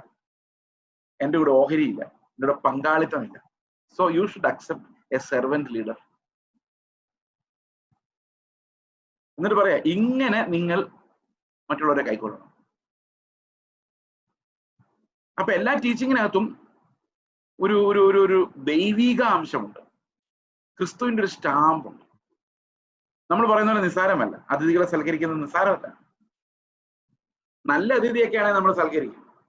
പക്ഷെ വീട്ടിൽ വന്ന് കയറി പോവുകയില്ല, എല്ലാത്തിനും കുറ്റവും പറയും, എപ്പോഴും ബഹളം ഉണ്ടാക്കുകയും ചെയ്യുന്ന ഒരാളിനെ എങ്ങനെയെങ്കിലും ഇയാൾ പോയാൽ മതി നമ്മൾ വിചാരിക്കുള്ളൂ. പക്ഷെ കർത്താവ് അങ്ങനെ ആയിരുന്നില്ല. So every commandment of the Bible asks us to be Christ-like. ക്രിസ്തുവിനെ പോലെ ആകാനുള്ള കൽപ്പനകളാണ് എല്ലാ നിയമങ്ങളും. ഇവിടെയൊക്കെ നമ്മൾ ബലഹീനരും നമ്മളെ കൊണ്ട് അസാധ്യമായ തലത്തിലേക്കാണ് പൗലോസ് നമ്മളെ എത്തിക്കുന്നത്. പക്ഷെ വി വിൽ കംപ്ലീറ്റ് ഇറ്റ്. അതിന്റെ കാരണം നമ്മളല്ല, ക്രിസ്തുവാണ് നമ്മുടെ ഹൃദയത്തിൽ വസിക്കുന്നത്. ത്രൂ ദാറ്റ് സബ്സ്റ്റിറ്റ്യൂട്ട്, ആ പകരക്കാരൻ. How do we become Christ like? It's by that substitute, by Christ himself. Okay, അപ്പോൾ ഏറ്റവും പ്രഷ്യസ് ആയിട്ടുള്ള ഉപദേശങ്ങളാണ് നമ്മുടെ വിശുദ്ധീകരണത്തെ സംബന്ധിക്കുന്നത്. ഇപ്പൊ എന്ത് ഒബീഡിയൻസിനെ കുറിച്ച് പറഞ്ഞാലും, ബൈബിൾ എന്ത് ഒബീഡിയൻസിനെ കുറിച്ച് പറഞ്ഞാലും അതെല്ലാം ക്രിസ്തുവിനെ പോലെ എന്നുള്ളതാണ്. He's put us as our example. ഇത് ലോകത്തിൽ ഇങ്ങനെ വേറെ ഒരു ഇടത്തും ഇല്ലാത്തൊരു പരിപാടിയാണ്. ആരാണോ നമുക്ക് എക്സാമ്പിൾ ആയിട്ടിരിക്കുന്നത്, അതാരാ? ക്രിസ്തു.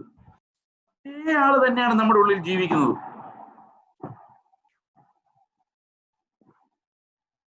ആരെ പോലെ ആകണമെന്നാണോ എന്നോട് കർത്താവ് പറഞ്ഞേക്കുന്നത്, അതേ ആള് തന്നെയാണ് എൻ്റെ ഉള്ളിൽ ജീവിക്കുന്നത്. അപ്പൊ ഞാൻ യേശുക്രിസ്തുവിനെ പോലെ ആകുമോ? ഉറപ്പായിട്ടും ആകും. കാരണം എന്നിൽ ജീവിക്കുന്ന ഞാനല്ല, ക്രിസ്തു അത്രേ. He is my aim and he is living in me. അവൻ എന്നിൽ വസിക്കുവാണ്. So it will definitely come to pass. I will one day be like Christ. ഒരു ദിവസം ഞാൻ കർത്താവിനെ പോലെ ആകും. I am waiting in that expectation. I am growing unto that beauty of Christ, excellency of Christ.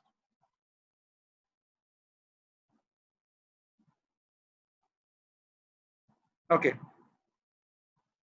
അപ്പോൾ ക്രിസ്തു ദൈവത്തിന്റെ മഹത്വത്തിനായി നിങ്ങളെ കണ്ടതുപോലെ നിങ്ങളും അന്യോന്യം കൈക്കൊള്ളുവിൻ. ദൈവത്തെ മഹത്വപ്പെടുത്തേണ്ടതിന് നമ്മൾ ഓരോരുത്തരെയും യേശുക്രിസ്തു എങ്ങനെയാണോ അക്സെപ്റ്റ് ചെയ്തത്. അപ്പൊ നമുക്ക് നമ്മുടെ ഒരു വ്യക്തിപരമായ കാര്യം എടുത്ത് നോക്കിയാൽ തന്നെ ഇത്ര അറിയാം. ഞാൻ എപ്പോഴും ഇന്നും ആരോടോ പറഞ്ഞ കാര്യമാണ്, എന്നെ ദൈവം തിരഞ്ഞെടുക്കാമെങ്കിൽ എനിക്ക് ആരെ തിരഞ്ഞെടുക്കാം?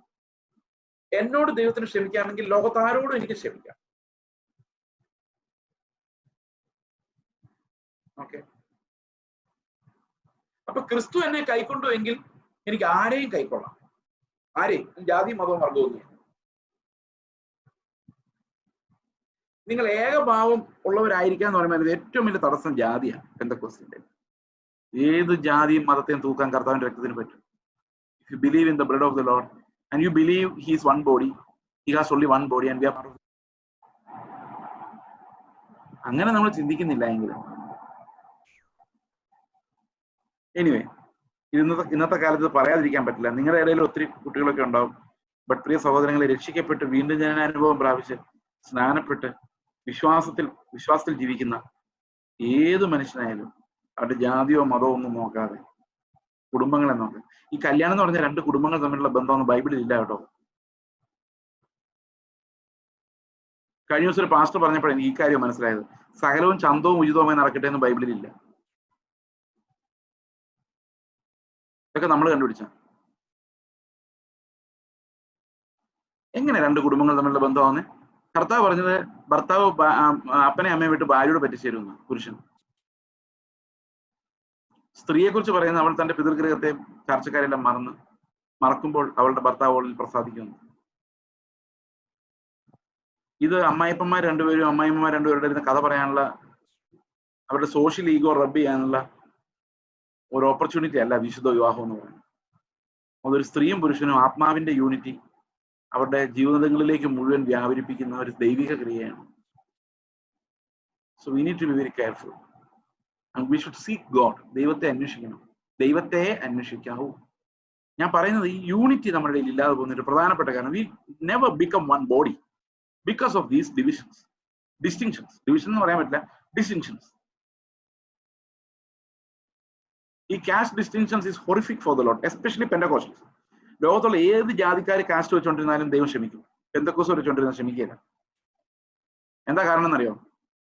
അതിനൊരു കാരണമുണ്ട്. ബാബേൽ ഗോപുരം പണിയുന്ന സമയത്ത് അവർ വിചാരിച്ചത് സ്വർഗത്തോളം ആകാശത്തോളം ഉയരുന്ന ഒരു ഗോപുരം ഞങ്ങൾക്ക് പണിയാം, ഇനി നമ്മൾ ചിതറിച്ച് കളയാൻ ആരെ കൊണ്ട് പറ്റും, ഒരു ഗ്രൂപ്പായിട്ട് ഇവിടെ ശക്തിയോടെ ജീവിക്കണം എന്ന് വിചാരിച്ചു. കർത്താവ് എന്ത് ചെയ്തു? അവരുടെ ഭാഷ കലക്കി കളഞ്ഞു. ഒരാൾ പറയുന്ന വേറൊരാൾക്ക് മനസ്സിലാകാതായിപ്പോയി, ചിതറിപ്പോയി. അവരുടെ ജനറ്റിക് കോഡുകൾക്ക് ആ ഒരു കാര്യത്തോടു കൂടി മാറ്റം വന്നു. നോഹയുടെ മക്കള് പല കഷ്ണങ്ങളായി പല നാടുകളിലേക്ക് തിരിഞ്ഞു. പെന്തക്കോസ്തായപ്പോ എന്ത് സംഭവിച്ചെന്നറിയോ?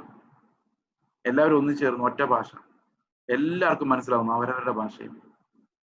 ബാബേല് തകർത്ത് കർത്താവ് പെന്തക്കോസ്തിനെ സ്ഥാപിച്ചു. പെന്തക്കോസ്ത് സഭയുടെ ഏറ്റവും വലിയ റെലവൻസ് എന്ന് പറയുന്നത് ബാബേൽ ഗോപുരത്തിന്റെ റിവേഴ്സലാണ്. What God scattered at the time of the tower of Babylon, God brought together at Pentecost. ലോകത്തുള്ള സകല ഭാഷക്കാരെയും ജാതികളെയും രക്ഷിക്കാൻ വേണ്ടി ദൈവം അവന്റെ ആത്മാവിനെ അയച്ച് യാതൊരു വ്യത്യാസവുമില്ലാതെ നമ്മളെ ഒന്നായി തുന്നിച്ചേർത്ത് ഒരു ശരീരമാക്കി മാറ്റി. And we became his property without any distinction. അതുകൊണ്ട് caste is an offense to the Lord. That's an affirmation. Believe in the Tower of Babel more than Pentecost. ജാതിയെക്കുറിച്ച് നിങ്ങൾ ഇപ്പോഴും ചിന്തിക്കുന്നുണ്ടെങ്കിൽ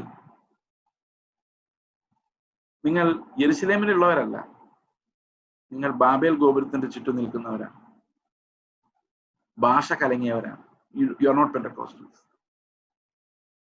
അപ്പൊ ആത്മാവിന്റെ ഐക്യം നമുക്ക് വരണമെങ്കിൽ ക്രിസ്തു പത്രോസിനെ സ്വീകരിച്ച പോലെ അല്ലെങ്കിൽ ശിഷ്യന്മാരെ സ്വീകരിച്ച പോലെ നമ്മളെ സ്വീകരിച്ചതുപോലെ, how much difference is there between Christ and me? It's insurmountable. That much of a chasm. അത്രയും ഗ്യാപ്പാണ്. അത്രയും വലിയൊരു കരുണയിലൂടെയാണ് ദൈവം നമ്മളെ ഒട്ടിച്ചേർത്തിരിക്കുന്നത്. അതുകൊണ്ട് ഇവിടെ പറയുന്നത്, നിങ്ങൾ അന്യോന്യം കൈക്കൊള്ളുവിൻ, ഏക ചിന്തയോടെ ഇരിപ്പിൻ, യേശുക്രിസ്തുവിന് പറ്റുന്ന പോലെ പൂജ്യത്തിലേക്ക് നിങ്ങൾ വരുവിൻ. കാരണം കർത്താവ് പറയുന്നത്, ഒരു വാക്കുകൂടെ ഇതിനോട് ചേർത്ത് നമുക്ക് യോഹന്നാന്റെ സുവിശേഷം 17:19 ഇതിന്റെ കൂടെ നമ്മൾ കാണേണ്ടതായിട്ടുണ്ട്. നമുക്ക് ആ ഭാഗം കൂടെ വായിക്കാം. ഇത്തിരി സ്പീഡിൽ നിന്ന് പോകേണ്ടി വരും, കുറച്ചൊരു ടൈം മുമ്പോട്ടുള്ളതുകൊണ്ട് കുഴപ്പമില്ല, എനിക്ക് ടൈം ഒരു ഫാക്ടർ അല്ല. നമുക്ക് എന്തിനാണ് കർത്താവ് നമുക്ക് ഈ യൂണിറ്റി എങ്ങനെയാണ് കർത്താവ് വരുത്തുന്നത് നമുക്ക് നോക്കാം. യോഹന്നാന്റെ സുവിശേഷം 17:19 മുതലുള്ള 22 മുതലുള്ള വാക്യം നമുക്ക് വായിക്കാം. 22 തൊട്ട് ഞാൻ വായിക്കുമ്പോൾ എനിക്കത് ഈസിയാണ് കുറച്ചുകൂടെ. നീ എനിക്ക് തന്നിട്ടുള്ള മഹത്വം ഞാൻ അവർക്ക് കൊടുത്തിരിക്കുന്നു. യേശു പറയുന്നു, നമുക്ക് തന്നിരിക്കുന്നത് എന്താണ്? പിതാവ് പുത്രന് കൊടുത്ത മഹത്വം പുത്രൻ നമുക്ക് തന്നിരിക്കുന്നു. എന്തിനു വേണ്ടിയാണ് തന്നത്? ദൈവം എന്തിനാണ് അവന്റെ മഹത്വത്തെ നമുക്ക് തന്നത്?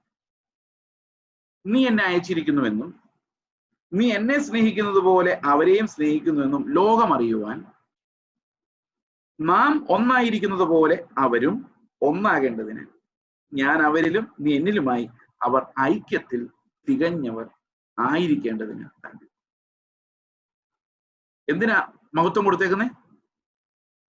നീ എനിക്ക് തന്നിട്ടുള്ള മഹത്വം ഞാൻ അവർക്ക് കൊടുത്തിരിക്കുന്നു. നീ എന്നെ അയച്ചിരിക്കുന്നുവെന്നും, എന്തിനു വേണ്ടിയാണെന്നറിയോ? നീ എന്നെ അയച്ചിരിക്കുന്നുവെന്നും എന്നെ സ്നേഹിക്കുന്നത് പോലെ അവരെ സ്നേഹിക്കുന്നുവെന്നും. ദൈവത്തിന്റെ ലവിന് ഗ്രേഡ് വ്യത്യാസമൊന്നുമില്ല. Just as he loves Christ, he loves everyone in Christ. ക്രിസ്തുവിനെ പിതാവ് എങ്ങനെ സ്നേഹിക്കുന്നു അതേ എമൗണ്ട് ഓഫ് ലവ് നമ്മളെ പോലെയുള്ള ദുഷ്ടന്മാർക്ക് ദൈവം തരും. How glorious, unbelievable, wonderful, marvellous. എന്നിട്ട് പറയാണ്, അത്രയും സ്നേഹം ഇവർക്ക് കിട്ടിയിട്ടുണ്ടെന്ന് ലോകം അറിയുവാൻ. എങ്ങനെയാ അറിയുന്നത്? നാം ഒന്നായിരിക്കുന്നത് പോലെ. We are 3 but 1. ഉണ്ടോ? ഈ നാം ഒന്നായിരിക്കുന്നു, അതിനെയാണ് ഈ ത്രിയേകത്വം തൃത്വം എന്നൊക്കെ പറയുന്നത്. V R 1. എന്തിയ തൃത്വം ബൈബിളില്? ദേ ഇരിക്കുന്നു തൃത്വം. നാം ഒന്നായിരിക്കുന്നത് പോലെ അവരും ഒന്നാകേണ്ടത്. എനിക്ക് മോഡലിസ്റ്റുകൾ എന്ന് പറഞ്ഞൊരു ഗ്രൂപ്പ് ഉണ്ട്, ഞാൻ പറഞ്ഞില്ലേ. രാവിലെ പിതാവ്, അല്ല പഴയ നിയമത്തിൽ പിതാവ്, സുവിശേഷത്തിന്റെ സമയത്ത് പുത്രൻ, ഇപ്പോൾ പരിശുദ്ധാത്മാവ്. ഒരു ദൈവമുള്ളൂ, പല രൂപത്തിൽ വരുന്നു. അപ്പൊ അങ്ങനെയാണ് നമ്മൾ ഒന്നാകുന്നത്. ഞാൻ തന്നെയാണ് ഗെരിസിം പാസ്റ്റർ, ഗെരിസിം പാസ്റ്റർ തന്നെയാണ് ആ സഭയിലെ സെക്രട്ടറി, എല്ലാം ഒന്ന് തന്നെയാണ് ഒരേ സമയത്ത് എന്ന് പറയേണ്ടി വരും. അതല്ല ഇവിടുത്തെ യൂണിറ്റി. മോഡലിസം എന്ന് പറഞ്ഞു കഴിഞ്ഞാൽ പിതാവ് തന്നെയാണ് പുത്രൻ, പുത്രൻ തന്നെയാണ് പരിശുദ്ധാത്മാവെന്ന്. അങ്ങനെയല്ല, നാം ഒന്നായിരിക്കുന്നത് പോലെ, just as we are one, അവരും ഒന്നാകേണ്ടതിന്. ഞാൻ എന്ത് ചെയ്തെന്നറിയാം അതിന്? എന്റെ മഹത്വം ഓർക്കം കൊടുത്തു. ഈ മഹത്വം കൊടുക്കുമ്പോ എങ്ങനെ നമ്മൾ ഒന്നാകുന്നേ? നമ്മൾ ഒന്നാകാത്തതിന്റെ തടസ്സം മഹത്വം, ലോക മഹത്വം. പലർക്കും പല മഹത്വങ്ങളും ഉള്ളത്. നമ്മുടെ ചർച്ചയോട്ട് ചെന്ന് കഴിഞ്ഞാൽ നല്ല വിദ്യാഭ്യാസം ഉള്ളവരെല്ലാം ഒന്നിച്ചു കൂടും. അവർക്കൊരു ചെറിയ ഗ്രൂപ്പ് ഉണ്ടാവും, എല്ലാ ചർച്ചിലല്ല. പിന്നെ അവർ തമ്മിൽ എപ്പോഴും സംസാരിക്കും, മോന്റെ കാര്യം എന്തായി, മോളുടെ കാര്യം എന്തായി, വിദ്യാഭ്യാസത്തിന് എക്സാം ആയോ, പഠിച്ചോ, ട്യൂഷന് പോയിട്ട് ശരിയായോ, ഇതൊക്കെ അവരുടെ വിഷയങ്ങൾ. പിന്നെ രാവിലെ ഫോൺ ചെയ്യുകയാണെങ്കിൽ വിചാരിച്ചോ, രാവിലെ എന്താ ബ്രേക്ക്ഫാസ്റ്റ് വെച്ചത് എന്നുള്ള ജാതികൾ ചോദിക്കുന്നവരെ, എന്ത് തിന്നും, എന്ത് കുടിക്കും, എന്തുടുക്കും, ആ ഡ്രസ് എവിടെ നിന്ന് വാങ്ങിച്ചതാ, ഇങ്ങനെയൊക്കെ ചോദിക്കണമെങ്കിൽ നമുക്ക് തുല്യമുള്ളവരുടെ പറ്റുള്ളൂ. നമുക്ക് തുല്യമുള്ളവരുടെ പറ്റുള്ളൂ. അല്ലാതെ പാവപ്പെട്ട ഒരു വീട്ടിലൊരാളോട് അയ്യോ ആ ഡ്രസ്സ് എവിടെ നിന്ന് വാങ്ങിച്ചാൽ നല്ല ഇഷ്ടപ്പെട്ടു എന്ന് വലിയൊരാൾ പറയോ, ധനവാനായ ഒരാൾ പറയോ? ഇല്ല. ആ fellowship is flesh. That fellowship is from the flesh. Understand it my dear brothers. ആത്മാവിന്റെ കൂട്ട് അതല്ല. ആത്മാവ് വരുത്തുന്ന ഐക്യം, യൂണിറ്റി അതല്ല. That's brought about by God. That beauty is brought about by God. നമ്മുടെ ഇൻട്രസ്റ്റുകൾ എന്താ? ഇപ്പൊ രണ്ടുപേരും ഒരു ചർച്ചിലെ റിയൽ എസ്റ്റേറ്റ് ഡീലേഴ്സ് ആണെങ്കിൽ എന്താ ഫെലോഷിപ്പ് ആയിരിക്കും. വഴക്കുണ്ടാകുന്നവരെ അവര് സ്ഥലത്തിന് വില കൂടുന്ന കാര്യവും വിൽക്കുന്ന കാര്യവും അതിന്റെ ലോകവും ഇഷ്ടം പോലെ വിഷയങ്ങളാണ്. നമ്മൾ ഈ വിഷയങ്ങളൊക്കെ വിട്ടിട്ട് കർത്താവിനെ കുറിച്ച് പറയാൻ തുടങ്ങിയ, അവന്റെ മഹത്വത്തെ കുറിച്ച് പറയാൻ തുടങ്ങിയ ഒരു വ്യത്യാസവും നമ്മളുടെ തമ്മിൽ ഉണ്ടാവില്ല. രാവിലെ ഇരുന്നേറ്റ് ഏറ്റവും വലിയ സഹോദരനെ വിളിച്ചിട്ട് ചോദിക്കാം, ഇന്ന് എങ്ങനെ ഉണ്ടായിരുന്നു, എന്തെങ്കിലും കർത്താവ് സംസാരിച്ചോ, വചനം വായിച്ചപ്പോൾ എന്തെങ്കിലും കിട്ടിയായിരുന്നോ? അത് ആരോട് വേണമെങ്കിലും ചോദിക്കാം. ആ പ്രത്യാശ വരുത്തുന്ന, പരസ്പരം പ്രത്യാശ വരുത്തുന്ന, ബിൽഡ് ചെയ്യുന്ന വചനങ്ങൾ നമ്മൾ അങ്ങോട്ടും ഇങ്ങോട്ടും പങ്കുവെക്കാൻ തുടങ്ങിയാൽ ഈ ജാതി മതം എല്ലാം പോകും. അപ്പൊ കർത്താവിന്റെ മഹത്വം നമുക്ക് തന്നിരിക്കുന്ന, മക്കളെന്ന അവകാശം നമുക്ക് തന്നിരിക്കുന്നത്, അത് ഓർത്തിട്ടെങ്കിലും നശിച്ചു പോകുന്ന സാധനങ്ങളെ വിട്ടിട്ട് ഒന്നാകാൻ വേണ്ടിയാണ്. ഈ ചെറിയ ചെറിയ ഒരേ സ്കൂളിൽ പഠിക്കുന്നവർ തമ്മിലുള്ള യൂണിറ്റി, ഒരേ നാട്ടുകാർ തമ്മിലുള്ള യൂണിറ്റി, കുടുംബക്കാർ തമ്മിലുള്ള യൂണിറ്റി, ഒരേ ബാക്ക്ഗ്രൗണ്ടിൽ നിന്ന് വന്നവർ തമ്മിലുള്ള യൂണിറ്റി, ഇങ്ങനെയുള്ളതെല്ലാം പൈശാചികമാണ്, അല്ലെങ്കിൽ മാനുഷികമാണ്. അപ്പൊ ദൈവത്തിന്റെ ആത്മാവ്, ഇതിന്റെ ഭാര്യ ഭർത്താവിന്റെ കാര്യമായാലും ദൈവത്തിന്റെ ആത്മാവ് വരുത്തുന്ന യൂണിറ്റി ഈസ് ഡിഫറെന്റ്. ഞാനും എന്റെ ഭാര്യയും ടോട്ടലി, ഞങ്ങളുടെ ഭാഷ ഒന്നല്ല, ഞങ്ങളൊരു ദേശക്കാരല്ല, ഞങ്ങൾക്ക് വിവാഹത്തിന് മുമ്പ് പരിചയവും ഇല്ല. ഞാൻ ആദ്യമായിട്ട് എന്റെ ഭാര്യയോട് സംസാരിക്കുന്ന കല്യാണം കഴിഞ്ഞിട്ടാണ്. അതിനു മുമ്പ് എന്താ പേര് എന്ന് പോലും ചോദിച്ചിട്ടില്ല. കാരണം കല്യാണം കഴിക്കാൻ വേണ്ടിയാ പോകുന്നത്. അന്നേരം തന്നെ പേരൊക്കെ അറിയായിരുന്നു. പിന്നെ എന്നാ ചോദിക്കാനാ, എന്താ ചോദിക്കേണ്ടതെന്നും അറിയത്തില്ല. ഞങ്ങള് എൻറ്റയർലി ഡിഫറെന്റ് ഫ്രെയിം വർക്കിലുള്ള ആൾക്കാരാണ്. പക്ഷെ ഞങ്ങൾ കാത്തിരുന്നു ആത്മാവ് ഒരു യൂണിറ്റി ഉണ്ടാക്കാൻ വേണ്ടി. ഇത് ജാതി മത വർഗ ഭാഷ കൊണ്ടുണ്ടാകുന്ന യൂണിറ്റി അല്ല. അതല്ല കർത്താവ് ഉദ്ദേശിക്കുന്നത്. Pentecost means all are one. Tongues means everyone belongs to the same family. ദൈവത്തിന്റെ കൃപാവരങ്ങൾ നമ്മളെ പഠിപ്പിക്കുന്നത് ഒരേ ശരീരമാണ് നമ്മളെന്നാണ്. We are different organs of one body. അപ്പൊ യൂണിറ്റി വരുന്നത് because of God's grace and God's glory. അതുകൊണ്ടാണ് യൂണിറ്റി ഉണ്ടാകേണ്ടത്. ഓക്കെ,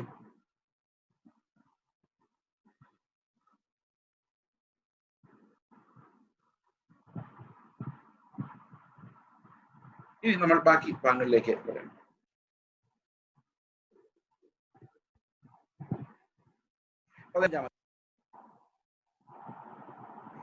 ഏഴാം വാക്യം നമ്മൾ വായിച്ചു. അതുകൊണ്ട് ക്രിസ്തു ദൈവത്തിന്റെ മഹത്വത്തിനായി നിങ്ങളെ കൈക്കൊണ്ടതുപോലെ നിങ്ങളും അന്യോന്യം കൈക്കൊള്ളുമേ. പിതാക്കന്മാർക്ക് ലഭിച്ച വാഗ്ദത്തങ്ങളെ ഉറപ്പിക്കേണ്ടതിന് ക്രിസ്തു ദൈവത്തിന്റെ സത്യനിമിത്തം പരിച്ഛേദനയ്ക്ക് ശുശ്രൂഷക്കാരനായി തീർന്നു. എന്തുകൊണ്ടാണ് യേശു ക്രിസ്തു കേരളത്തിൽ ഒന്ന് ജനിക്കാതെ യഹൂദന്മാരുടെ അടുത്ത് ജനിച്ചത്, ഇസ്രായേലിൽ പോയി ജനിച്ചതെന്ന് ചിന്തിച്ചിട്ടുണ്ടോ? പല കാരണങ്ങളുണ്ടാവാം. ദൈവത്തിന്റെ എല്ലാ കാരണങ്ങളും നമുക്കറിയില്ല. എന്നാൽ പഴയ നിയമത്തിൽ നോക്കാൻ നമുക്കൊരു കാര്യം അറിയാം. വാഗ്ദത്തങ്ങൾ ഇസ്രായേലിലെ പിതാക്കന്മാർ വഴിയാണ് വന്നത്. ആ ദൈവത്തിന്റെ ഒരു തെരഞ്ഞെടുപ്പായിരുന്നു. നമ്മൾ റോമാലേഖനം 9 അധ്യായം വായിച്ചപ്പോൾ ആ തെരഞ്ഞെടുപ്പിന് ഒരു കാരണം ഉണ്ടായിരുന്നില്ല. ദൈവം അങ്ങ് തെരഞ്ഞെടുത്തേ ഉണ്ടായിരുന്നുള്ളൂ. പ്രത്യേകിച്ച് ഇസ്രായേൽ മക്കൾക്ക് വലിയ ഗുണമുള്ളതുകൊണ്ടൊന്നുമല്ല. ദൈവം അങ്ങ് തെരഞ്ഞെടുത്തു. മക്കൾ ജനിച്ച് ഇസ്രായേൽ എന്ന് പറയുന്ന ആര്? യാക്കോബാ. മക്കൾ ജനിച്ചു, യേശാവും യാക്കോബും ജനിച്ചു. ഒരു ഗുണമാകട്ടെ ദോഷമാകട്ടെ പ്രവർത്തിക്കുന്നതിന് മുമ്പ് തന്നെ ദൈവം യാക്കോബിനെ തെരഞ്ഞെടുത്തു. അതിനിപ്പോ ഒന്നും പറയാനില്ല. Israel was selected before Esau. അപ്പൊ ഇസ്രായേല് വാഗ്ദത്തം ലഭിച്ച ഒരു കൂട്ടമാണ്. അപ്പൊ വാഗ്ദത്തം ലഭിച്ച ഇസ്രായേലിനെ സംബന്ധിച്ച് അവര് വാഗ്ദത്തം നിറവേറ്റുക എന്നുള്ളത് കർത്താവിന്റെ കടമയാണ്. Promise was given to Israel. So Christ was born as an Israelite among the circumcised. അപ്പൊ യേശുക്രിസ്തു ആരെ ആദ്യം ശുശ്രൂഷിച്ചത്? പരിച്ഛേദനക്കാരെ ശുശ്രൂഷിച്ചു. ആ വിശ്വാസത്തിനകത്താണ് വളർന്നത്. ചെറുപ്പകാലം തൊട്ടേ പ്രമാണങ്ങളെല്ലാം അനുസരിച്ചാണ് കർത്താവ് വന്നത്. അപ്പൊ പിതാക്കന്മാർക്ക് ലഭിച്ച വാഗ്ദത്തങ്ങൾ ഉറപ്പിക്കേണ്ടതിന് ക്രിസ്തു ദൈവത്തിന്റെ സത്യനിമിത്തം പരിച്ഛേദനയ്ക്ക് ഒരു ശുശ്രൂഷക്കാരനായി തീർന്നു എന്നും ജാതികൾ ദൈവത്തെ അവന്റെ കരുണ നിമിത്തം മഹത്വീകരിക്കണമെന്നും ഞാൻ പറയുന്നു. അപ്പൊ എന്ത് ചെയ്യണം? ദൈവത്തിന്റെ സത്യനിമിത്തം പരിച്ഛേദനക്കാർക്ക് ശുശ്രൂഷക്കാരനായിട്ടാണ് ക്രിസ്തു വന്നത്. പക്ഷെ മഹാകരുണയാൽ ആ ശുശ്രൂഷയ്ക്ക് നമ്മൾ അർഹരായി തീർന്നു. അപ്പൊ ജാതികളായ എന്ത് ചെയ്യണം? കർത്താവേ, നിന്റെ കൃപ എത്ര വലിയത് എന്ന് പറഞ്ഞ് ആ കരുണയെ മഹത്വീകരിക്കണമെന്ന്. ദൈവത്തിന്റെ കൃപയെ, നമ്മെ തെരഞ്ഞെടുത്ത ദൈവകൃപയെ. ഓക്കെ, അതുകൊണ്ട് ഞാൻ ജാതികളിൽ നിന്നെ വാഴ്ത്തി നിന്റെ നാമത്തിന് സ്തുതി പാടുമെന്ന് എഴുതിയിരിക്കുന്നുവല്ലോ. അപ്പൊ ജാതികളെ യേശുക്രിസ്തു നിമിത്തം പിതാവ് തെരഞ്ഞെടുക്കുകയും ആ വലിയ കൃപയ്ക്ക് അർഹരാക്കി മാറ്റുകയും ചെയ്തു. അതുകൊണ്ട് ജാതികളുടെ ഇടയിലും കർത്താവിന്റെ നാമം പ്രസിദ്ധമാകേണ്ടതിന് വേണ്ടിയാണ് അങ്ങനെ സംഭവിച്ചത്. അപ്പം ലോകത്തിൽ നിന്ന് മുഴുവൻ സകല മുഴങ്കാലും കർത്താവിന് മുമ്പിൽ മടങ്ങുന്ന സകല രക്ഷയുടെ സുവിശേഷം കേൾക്കുന്ന വിശ്വസിക്കുന്ന ഒരു കാലഘട്ടത്തിലേക്കാണ് സുവിശേഷം എത്തിയത്. ഓക്കെ, അപ്പൊ 2-3 സ്ക്രിപ്റ്റേഴ്സ് പൗലോസോട് കോട്ട് ചെയ്യുന്നുണ്ട്. അതുകൊണ്ട് ഞാൻ ജാതികളെ നിന്നെ വാഴ്ത്തി നിന്റെ നാമത്തിന് സ്തുതി പറയുമെന്ന് എഴുതിയിരിക്കുന്നുവല്ലോ. മറ്റൊരിടത്ത് ജാതികളെ അവന്റെ ജനത്തോട് ഒന്നിച്ചാനന്ദിപ്പിനെന്നും. ജാതികളുടെ പറയാം, ഇസ്രായേൽ മക്കളോട് കൂടെ ചേർന്ന് വന്ന് ദൈവത്തെ ആനന്ദിപ്പിൻ. സകല ജാതികളുമായുള്ളവരെ കർത്താവിനെ സ്തുതിപ്പിൻ. സകല വംശങ്ങളും അവനെ സ്തുതിക്കട്ടെ. ഇസ്രായേൽ മക്കൾ മാത്രമല്ല, let everyone on the face of the earth proclaim the majesty of the Lord and let all of them worship the Lord. അതിന് 12-ാം വാക്യത്തിൽ വീണ്ടും ഒരു കൊട്ടേഷൻ ആണ്. ഇശായിയുടെ വേരും ജാതികളെ ഭരിപ്പാൻ എഴുന്നേൽക്കുന്നവനുമായവൻ ഉണ്ടാകും, അവനിൽ ജാതികൾ പ്രത്യാശ വയ്ക്കും എന്ന് യെശയ്യാവ് പറയുന്നു. അപ്പൊ ജാതികൾക്കൊരു പ്രത്യാശ, അത് യേശുക്രിസ്തുവിന്റെ മുമ്പ് വന്നിട്ടില്ല. ക്രിസ്തുവിലൂടെ മാത്രമാണ് ജാതികളുടെ പ്രത്യാശ, സുവിശേഷത്തിലൂടെ മാത്രം വന്നത്. When God's Son appeared, he did not appear for the Jews, he appeared for everyone. എല്ലാവർക്കും പ്രത്യാശ നൽകുന്ന സുവിശേഷമായിട്ടാണ് ഈ കർത്താവ് വന്നത്.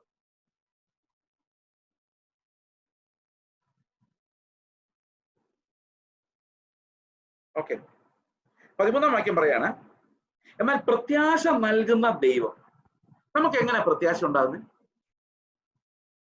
ഈ ദൈവം ചുമ്മാ നൽകുന്നു പറഞ്ഞാൽ പോരാ. പ്രത്യാശ തമ്മിൽ ഉണ്ടാകുന്ന റോമാലേഖനം 8:23 നമ്മൾ പഠിച്ച പോലെ ആത്മാവിന്റെ അധിവാസം കാരണമാണ് പ്രത്യാശ ഉണ്ടാകുന്നത്. ആത്മാവ് നമ്മൾ വസിക്കുന്നത് കൊണ്ടാണ് നമുക്ക് പ്രത്യാശ ഉള്ളത്. അത് തന്നെ അവിടെ പറയുന്നത്. എന്നാൽ പ്രത്യാശ നൽകുന്ന ദൈവം പരിശുദ്ധാത്മാവിന്റെ ശക്തിയാണ്. നിങ്ങൾ പ്രത്യാശയിൽ സമൃദ്ധിയുള്ളവരായി. ഇപ്പം ഈ പ്രത്യാശ ലഭിക്കുന്നത് മാത്രമല്ല, ആ പ്രത്യാശയിൽ നമുക്ക് എന്തും ഉണ്ടാകണം? സമൃദ്ധി ഉണ്ടാകണം. ഞാൻ നേരത്തെ പറഞ്ഞ പോലെ വിശ്വാസം നമുക്ക് ഉണ്ടെന്നുള്ളത് മാത്രം പോരാ, ആ വിശ്വാസത്തിൽ നമുക്ക് സമൃദ്ധി ഉണ്ടാകണം. We should be rich in faith, we should be rich in hope. ഇത് എങ്ങനെ സാധിക്കുന്നു? പരിശുദ്ധാത്മാവാണ് നമുക്ക് പ്രത്യാശ തരുന്നത്. ഇന്ന് സഭകളിൽ പരിശുദ്ധാത്മാവിന്റെ പ്രവർത്തനം വളരെ ചുരുങ്ങിയിട്ടുണ്ട് എന്ന് നമുക്ക് മനസ്സിലാക്കാം. അങ്ങേയറ്റം അന്യഭാഷകളല്ലാതെ വേറൊന്നും പരിശുദ്ധാത്മാവിന്റെ അടയാളമായിട്ട് നമ്മൾ കേൾക്കുന്നില്ല. പ്രവചനങ്ങളെല്ലാം രോഗസംബന്ധമായി പോയി. ആത്മാവ് പ്രവർത്തിക്കുന്നുള്ളതിന്റെ വിസിബിൾ ആയിട്ടുള്ള അടയാളങ്ങളൊന്നും ഇല്ലെന്ന് മാത്രമല്ല, ആന്തരികമായ അടയാളങ്ങൾ ഇന്ന് കുറഞ്ഞുകൊണ്ടിരിക്കുകയാണ്. പ്രത്യാശ ഒരു ആന്തരിക അടയാളമാണ്. ദൈവത്തിന്റെ ആത്മാവ് നമ്മളിൽ പ്രവർത്തിക്കുന്നുള്ളതിന്റെ ബാഹ്യമായ അനേകം അടയാളങ്ങളെ കുറിച്ച് പറയാറുണ്ട്. ഒരാൾ നല്ല കൃത്യമായിട്ട് കർത്താവിന്റെ മഹത്വത്തിലേക്ക് ഒരാൾ ഒരു പ്രവചനം നടത്തി, ഓക്കെ, അവൻ്റെ ഒരു ആത്മാവുണ്ടെന്ന് നമുക്ക് മനസ്സിലായി. അല്ലെങ്കിൽ ഏതൊരു കൃപാവരം അവൻ കാണിച്ചു, എൻ്റെ ഒരു ആത്മാവുണ്ട്, മനസ്സിലായി, വിസിബിളി ഔട്ട്സൈഡ്.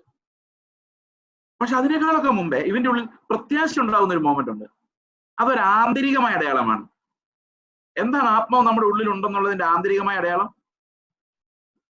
ആത്മാവ് നമ്മുടെ ഉള്ളിലുണ്ടെന്നതിന്റെ ബാഹ്യമായ അടയാളങ്ങൾ ഒരുപക്ഷെ കൃപാവരങ്ങളായിരിക്കും. പക്ഷെ ആന്തരികമായ അടയാളം എന്ന് പറയുന്നത് അവനിൽ ഉണ്ടാകുന്ന പ്രത്യാശയാണ്. അതാണ് റോമർ 8:23 നമ്മൾ കാണുന്നത്. ആത്മാവ് എന്ന ആദ്യ ദാനം ലഭിച്ചവരായ നാം നമ്മുടെ ശരീരത്തിന്റെ വീണ്ടെടുപ്പായ പുനരുത്ഥാനം പുത്രത്വത്തിന് വേണ്ടി കാത്തുകൊണ്ട് ഉള്ളിൽ ഞരങ്ങുന്നു. ഈ പ്രത്യാശയാലല്ലോ നമ്മൾ രക്ഷിക്കപ്പെട്ടിരിക്കുന്നത്. പ്രത്യാശ എന്ന് പറയുന്നത് it's provided, supplied to us by the indwelling spirit of the Lord. അതുമാത്രമല്ല, ഈ ആത്മാവിൽ നിറഞ്ഞുള്ള വിശദീകരിക്കപ്പെട്ട ജീവിതം നയിക്കുന്ന ഓരോരുത്തർക്കും പ്രത്യാശയുടെ സമൃദ്ധി അനുഭവിക്കാൻ പറ്റും. എബ്രായ ലേഖനത്തിൽ അതിനെ പ്രത്യാശയുടെ സ്വീകാരം മുറുകെ പിടിക്കുക. The hope that which we have received. നമ്മൾ സ്വീകരിച്ചിരിക്കുന്ന സ്വീകാരം എന്താണ്? പ്രത്യാശയുടെ സ്വീകാരം. ഇപ്പൊ ജാതികളുടെ പ്രത്യാശ ഉണ്ടാകാൻ വേണ്ടി ദൈവം എന്ത് ചെയ്തു? ബാബേലിനെ റിവേഴ്സ് ചെയ്യുന്ന ദൈവത്തിന്റെ ആത്മാവിനെ അയച്ചു. ആത്മാവ് വന്ന് ഒരു വലിയ പ്രത്യാശ, ദൈവത്തിന്റെ കരുണയുടെ വെളിപ്പാട്, ക്രിസ്തുവിന്റെ കൂടെ നമ്മളെ മഹിമയുടെ സിംഹാസനത്തിൽ ഇരുത്തുന്ന ഒരു വെളിപ്പാട് ജാതികൾക്ക് സകലർക്കും ലഭിക്കുവാനിടയായി. അതുകൊണ്ട് പ്രിയ സഹോദരങ്ങളെ, പ്രത്യാശയെക്കുറിച്ച് മണിക്കൂർ പ്രസംഗിച്ചാലും ഉള്ളിൽ പ്രത്യാശ ഉണ്ടാവണമെങ്കിൽ ആത്മാവിന്റെ അധിവാസം ഉണ്ടാകണം. നിങ്ങൾ പ്രത്യാശയെക്കുറിച്ച് ഒരു പ്രബന്ധം എഴുതി ഡോക്ടറേറ്റ് കിട്ടിയാലും പ്രിയ സഹോദരൻ, അകത്ത് ഇത് ഉണ്ടാവുക എന്ന് പറയുന്നത് ദൈവത്തിന്റെ ആത്മാവിന് മാത്രമേ സാധിക്കൂ. നിങ്ങൾ വിശ്വാസത്തെക്കുറിച്ച് ഒരു 50 മണിക്കൂർ സ്റ്റഡി നടത്തിയാലും അതിനുള്ള ഗ്രീക്ക് ലെക്സിക്കോണും ഡിക്ഷണറിയും ഡയറിയും എല്ലാം എടുത്ത് നോക്കിയാലും പ്രിയ സഹോദരങ്ങളെ, അകത്തിതുണ്ടാകാതെ ഒരു കാര്യമില്ല. അത് ദൈവത്തിന്റെ ആത്മാവിന് മാത്രമേ അത് സപ്ലിമെന്റ് ചെയ്യാൻ പറ്റൂ. Coming from the spirit of God as a result of our regeneration. അതുകൊണ്ട് നമുക്ക് പ്രത്യാശ ഉണ്ടാകട്ടെ എന്ന് പറഞ്ഞാൽ ഉണ്ടാവില്ല. പ്രസംഗം കേട്ടാലും ഉണ്ടാവില്ല. പ്രസംഗം കേട്ടാൽ നിങ്ങൾക്ക് ഒരു മാറ്റം ഉണ്ടാകാൻ പോകുന്നില്ല സഹോദരൻ. നോ, നിങ്ങൾ കർത്താവിന് മുന്നോട്ട് ഇരുന്നിട്ട് കർത്താവ് ആത്മാവിനെ നിറച്ച് തരൂ, ഞങ്ങൾക്ക് നിന്റെ മരണത്തിന്റെ പങ്കാളി, ഞങ്ങൾക്ക് അതാണ് ആഗ്രഹം, ഞങ്ങൾക്ക് ഭയങ്കര ആഗ്രഹമാണ് കർത്താവ്, നീ ജീവിച്ച പോലെ ജീവിക്കാൻ, നിന്റെ നിലവാരത്തിലേക്ക് എത്താൻ ഞങ്ങൾക്ക് ഭയങ്കര ആഗ്രഹമാണ്. കാരണം ബൈബിളിൽ പറയുന്നത് എന്താണ്? അവന്റെ നിലവാരം അനുസരിച്ച് ചെയ്യാൻ. എല്ലാം ക്രിസ്തുവിന്റെ നിലവാരം. That's possible only by the sanctification of the Spirit. It's not possible by flesh obedience. It's possible only by sanctification in the Spirit. ആത്മാവ് നമ്മളിലേക്ക് പകർന്നിട്ടല്ലാതെ വിശുദ്ധീകരണത്തിന്റെ യാതൊരു അടയാളങ്ങളും നമ്മൾ ഉണ്ടാവുകയില്ല. എല്ലാ നല്ല ദാനങ്ങളും കർത്താവിൽ നിന്ന് വരുന്നതാണ്. എല്ലാ നല്ല ദാനങ്ങളും നമ്മൾ ഇന്ന് അനുഭവിക്കുന്ന ആത്മാവിനാലാണ്. If you deny the Spirit of God, the work of the Spirit, ഇതിൽ ഏറ്റവും വലിയ കാര്യം നമ്മൾ മനസ്സിലാക്കേണ്ടത്, ടൈം ഇത്തിരി ഷോർട്ടായിട്ട് പോയിക്കൊണ്ടിരിക്കുമെങ്കിലും പോട്ടെ, ഏറ്റവും പ്രധാനമായിട്ട് നമ്മൾ മനസ്സിലാക്കേണ്ട ഒരു കാര്യം എന്ന് പറയുന്നത്, ഈ കൃപാ വരങ്ങളും ആത്മാവിന്റെ ഫലവും തമ്മിൽ നിങ്ങൾ ഉദ്ദേശിക്കുന്ന അത്ര വലിയൊരു വ്യത്യാസമൊന്നുമില്ല. നമ്മൾ പലപ്പോഴും പറയാറുണ്ട് ആത്മാവിന്റെ ഫലം, ആത്മാവിന്റെ വരം രണ്ടും സെപ്പറേറ്റ് ആണ്. ഒന്നാന്ന് ഞാൻ പറയുന്നില്ല, പക്ഷെ വലിയ വ്യത്യാസമൊന്നും അത് തമ്മിലില്ല. കാരണം 1 കൊരിന്ത്യർ ലേഖനം 12-ാം അധ്യായത്തിന്റെ അവസാനം പറയുന്നത് ശ്രേഷ്ഠമായ വരങ്ങൾക്ക് വേണ്ടി വാഞ്ചിപ്പിൻ എന്ന് പറഞ്ഞിട്ട് സ്നേഹത്തെ കുറിച്ച് പറയും. സ്നേഹം ഒരു ഫലമാണെന്ന് നമുക്കറിയാം, but that's also A gift. അതുപോലെ വിശ്വാസം ഗിഫ്റ്റ്, പരോപകാരം, സഹായം ചെയ്യാനുള്ള വരം ഗിഫ്റ്റ്. സോ ഫലം എന്ന് പറയുന്നത് പോലും നമുക്ക് ദാനമാണ്. ആത്മാവ് തരുന്ന ദാനങ്ങളാണ്. ആത്മാവ് നമ്മൾ വസിക്കുമ്പോൾ നമ്മളിൽ നിറയ്ക്കുന്ന സമൃദ്ധിയാണ്, ജീവന്റെ സമൃദ്ധി. ആ ജീവന്റെ സമൃദ്ധിയിൽ നിന്നാണ് ഈ ഫലങ്ങൾ പുറപ്പെടുന്നത്. It's actually a gift of gods given free. പക്ഷെ സ്പെക്ടാക്കുലർ ഗിഫ്റ്റുകൾ എന്ന് പറഞ്ഞ വേറെയാണ്. അത് ആണ് നമ്മൾ സാധാരണ ആത്മീക കൃപാവരങ്ങൾ എന്ന് പറഞ്ഞാൽ നമ്മൾ വേർതിരിച്ച് പഠിക്കുന്നത്. They are spectacular gifts. Okay, അതാ 13-ാം വാക്യത്തിൽ പറയുന്നത്, പ്രത്യാശ നൽകുന്ന ദൈവം പരിശുദ്ധാത്മാവിന്റെ ശക്തിയാൽ നിങ്ങൾ പ്രത്യാശയിൽ സമൃദ്ധിയുള്ളവരായി, റിച്ച് ഇൻ ഹോപ്പ്, വിശ്വസിക്കുന്നതിലുള്ള സകല സന്തോഷവും സമാധാനവും കൊണ്ട് നിങ്ങളെ നിറയ്ക്കുമാറാകട്ടെ. അപ്പൊ ദൈവം എന്ത് ചെയ്യുന്നു? വിശ്വസിക്കുന്നതിൽ തന്നെ ഭയങ്കര ഒരു സമാധാനമുണ്ട്, സന്തോഷമുണ്ട്. അതുകൊണ്ട് എല്ലാം ദൈവം നിങ്ങളെ നിറയ്ക്കട്ടെ. അപ്പൊ ട്രൂ ഫെയ്ത്ത് എന്ന് പറയുന്നത് ശരിയായ വിശ്വാസം, നിത്യതയിലേക്ക് കണക്ട് ചെയ്യുന്ന, തേജസ്കരണത്തിലേക്ക് കണക്ട് ചെയ്യുന്ന ശരിയായ വിശ്വാസം നമ്മുടെ ഉള്ളില് വളരെയധികം സമാധാനവും സന്തോഷവും നൽകുന്നു. അത് ദൈവമാണ് നമുക്ക് ദാനം ചെയ്യുന്നതെന്ന് ഈ വാക്യത്തിൽ നമുക്ക് മനസ്സിലാക്കാം. ഓക്കെ, നമുക്ക് ഇത്തിരി സ്പീഡിൽ മുൻപോട്ട് പോവാം.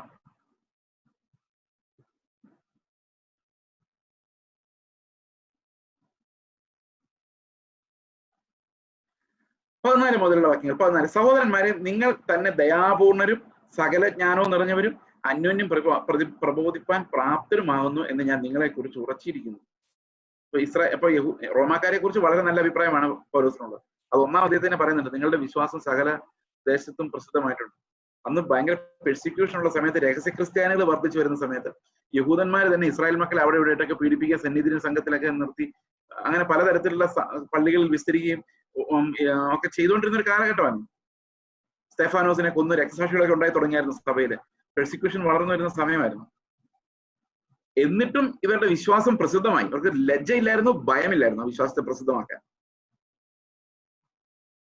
അവർ ധൈര്യമായിട്ട് കർത്താവിന് വേണ്ടി നിന്നു. മരിച്ചാ മരിക്കട്ടെ എന്ന് വിചാരിച്ചാണ്. അപ്പൊ പൗലോസ് പറയാണ്, നിങ്ങളുടെ വിശ്വാസം അങ്ങ് വളരെ പ്രസിദ്ധമാണ്. In spite of persecutions, in spite of trials, tribulations, poverty, strife, opposition, പക്ഷെ അതിന്റെ എല്ലാം നടുവിൽ തിളങ്ങി നിൽക്കുന്ന ഒരു വിശ്വാസം സകല നാട്ടിലും പ്രസിദ്ധമായിട്ടുണ്ട്. അതുകൊണ്ട് ഇനി അടുത്ത കാര്യങ്ങൾ ഇവിടെ പറയുന്നത് ഈ പൗലോസിന്റെ മിനിസ്ട്രിയെ കുറിച്ചാണ്. 2-3 പ്രധാനപ്പെട്ട കാര്യങ്ങളാണ് ഇനി ഉള്ളത്. ഒന്ന്, ആത്മീകമായി ഈ ജാതികളെല്ലാം ബെനിഫിറ്റ് ആയത് യഹൂദന്മാരുടെ സമൃദ്ധിയിൽ നിന്നാണ്. കാരണം യഹൂദന്മാർക്കാണ് കർത്താവ് ഉപദേശങ്ങളെല്ലാം കൊടുത്തത്. പക്ഷെ അവർക്കത് അനുഭവിക്കാൻ പറ്റിയില്ല. അത് ആരിലേക്ക് വന്നു? ജാതികളിലേക്ക് വന്നു. അപ്പൊ ജാതികൾ ദൈവത്തിന്റെ മഹാകരുണ ഓർത്ത് സ്തോത്രം ചെയ്തുകൊണ്ടിരിക്കുമ്പോൾ എന്ത് പറ്റിയെന്നറിയോ?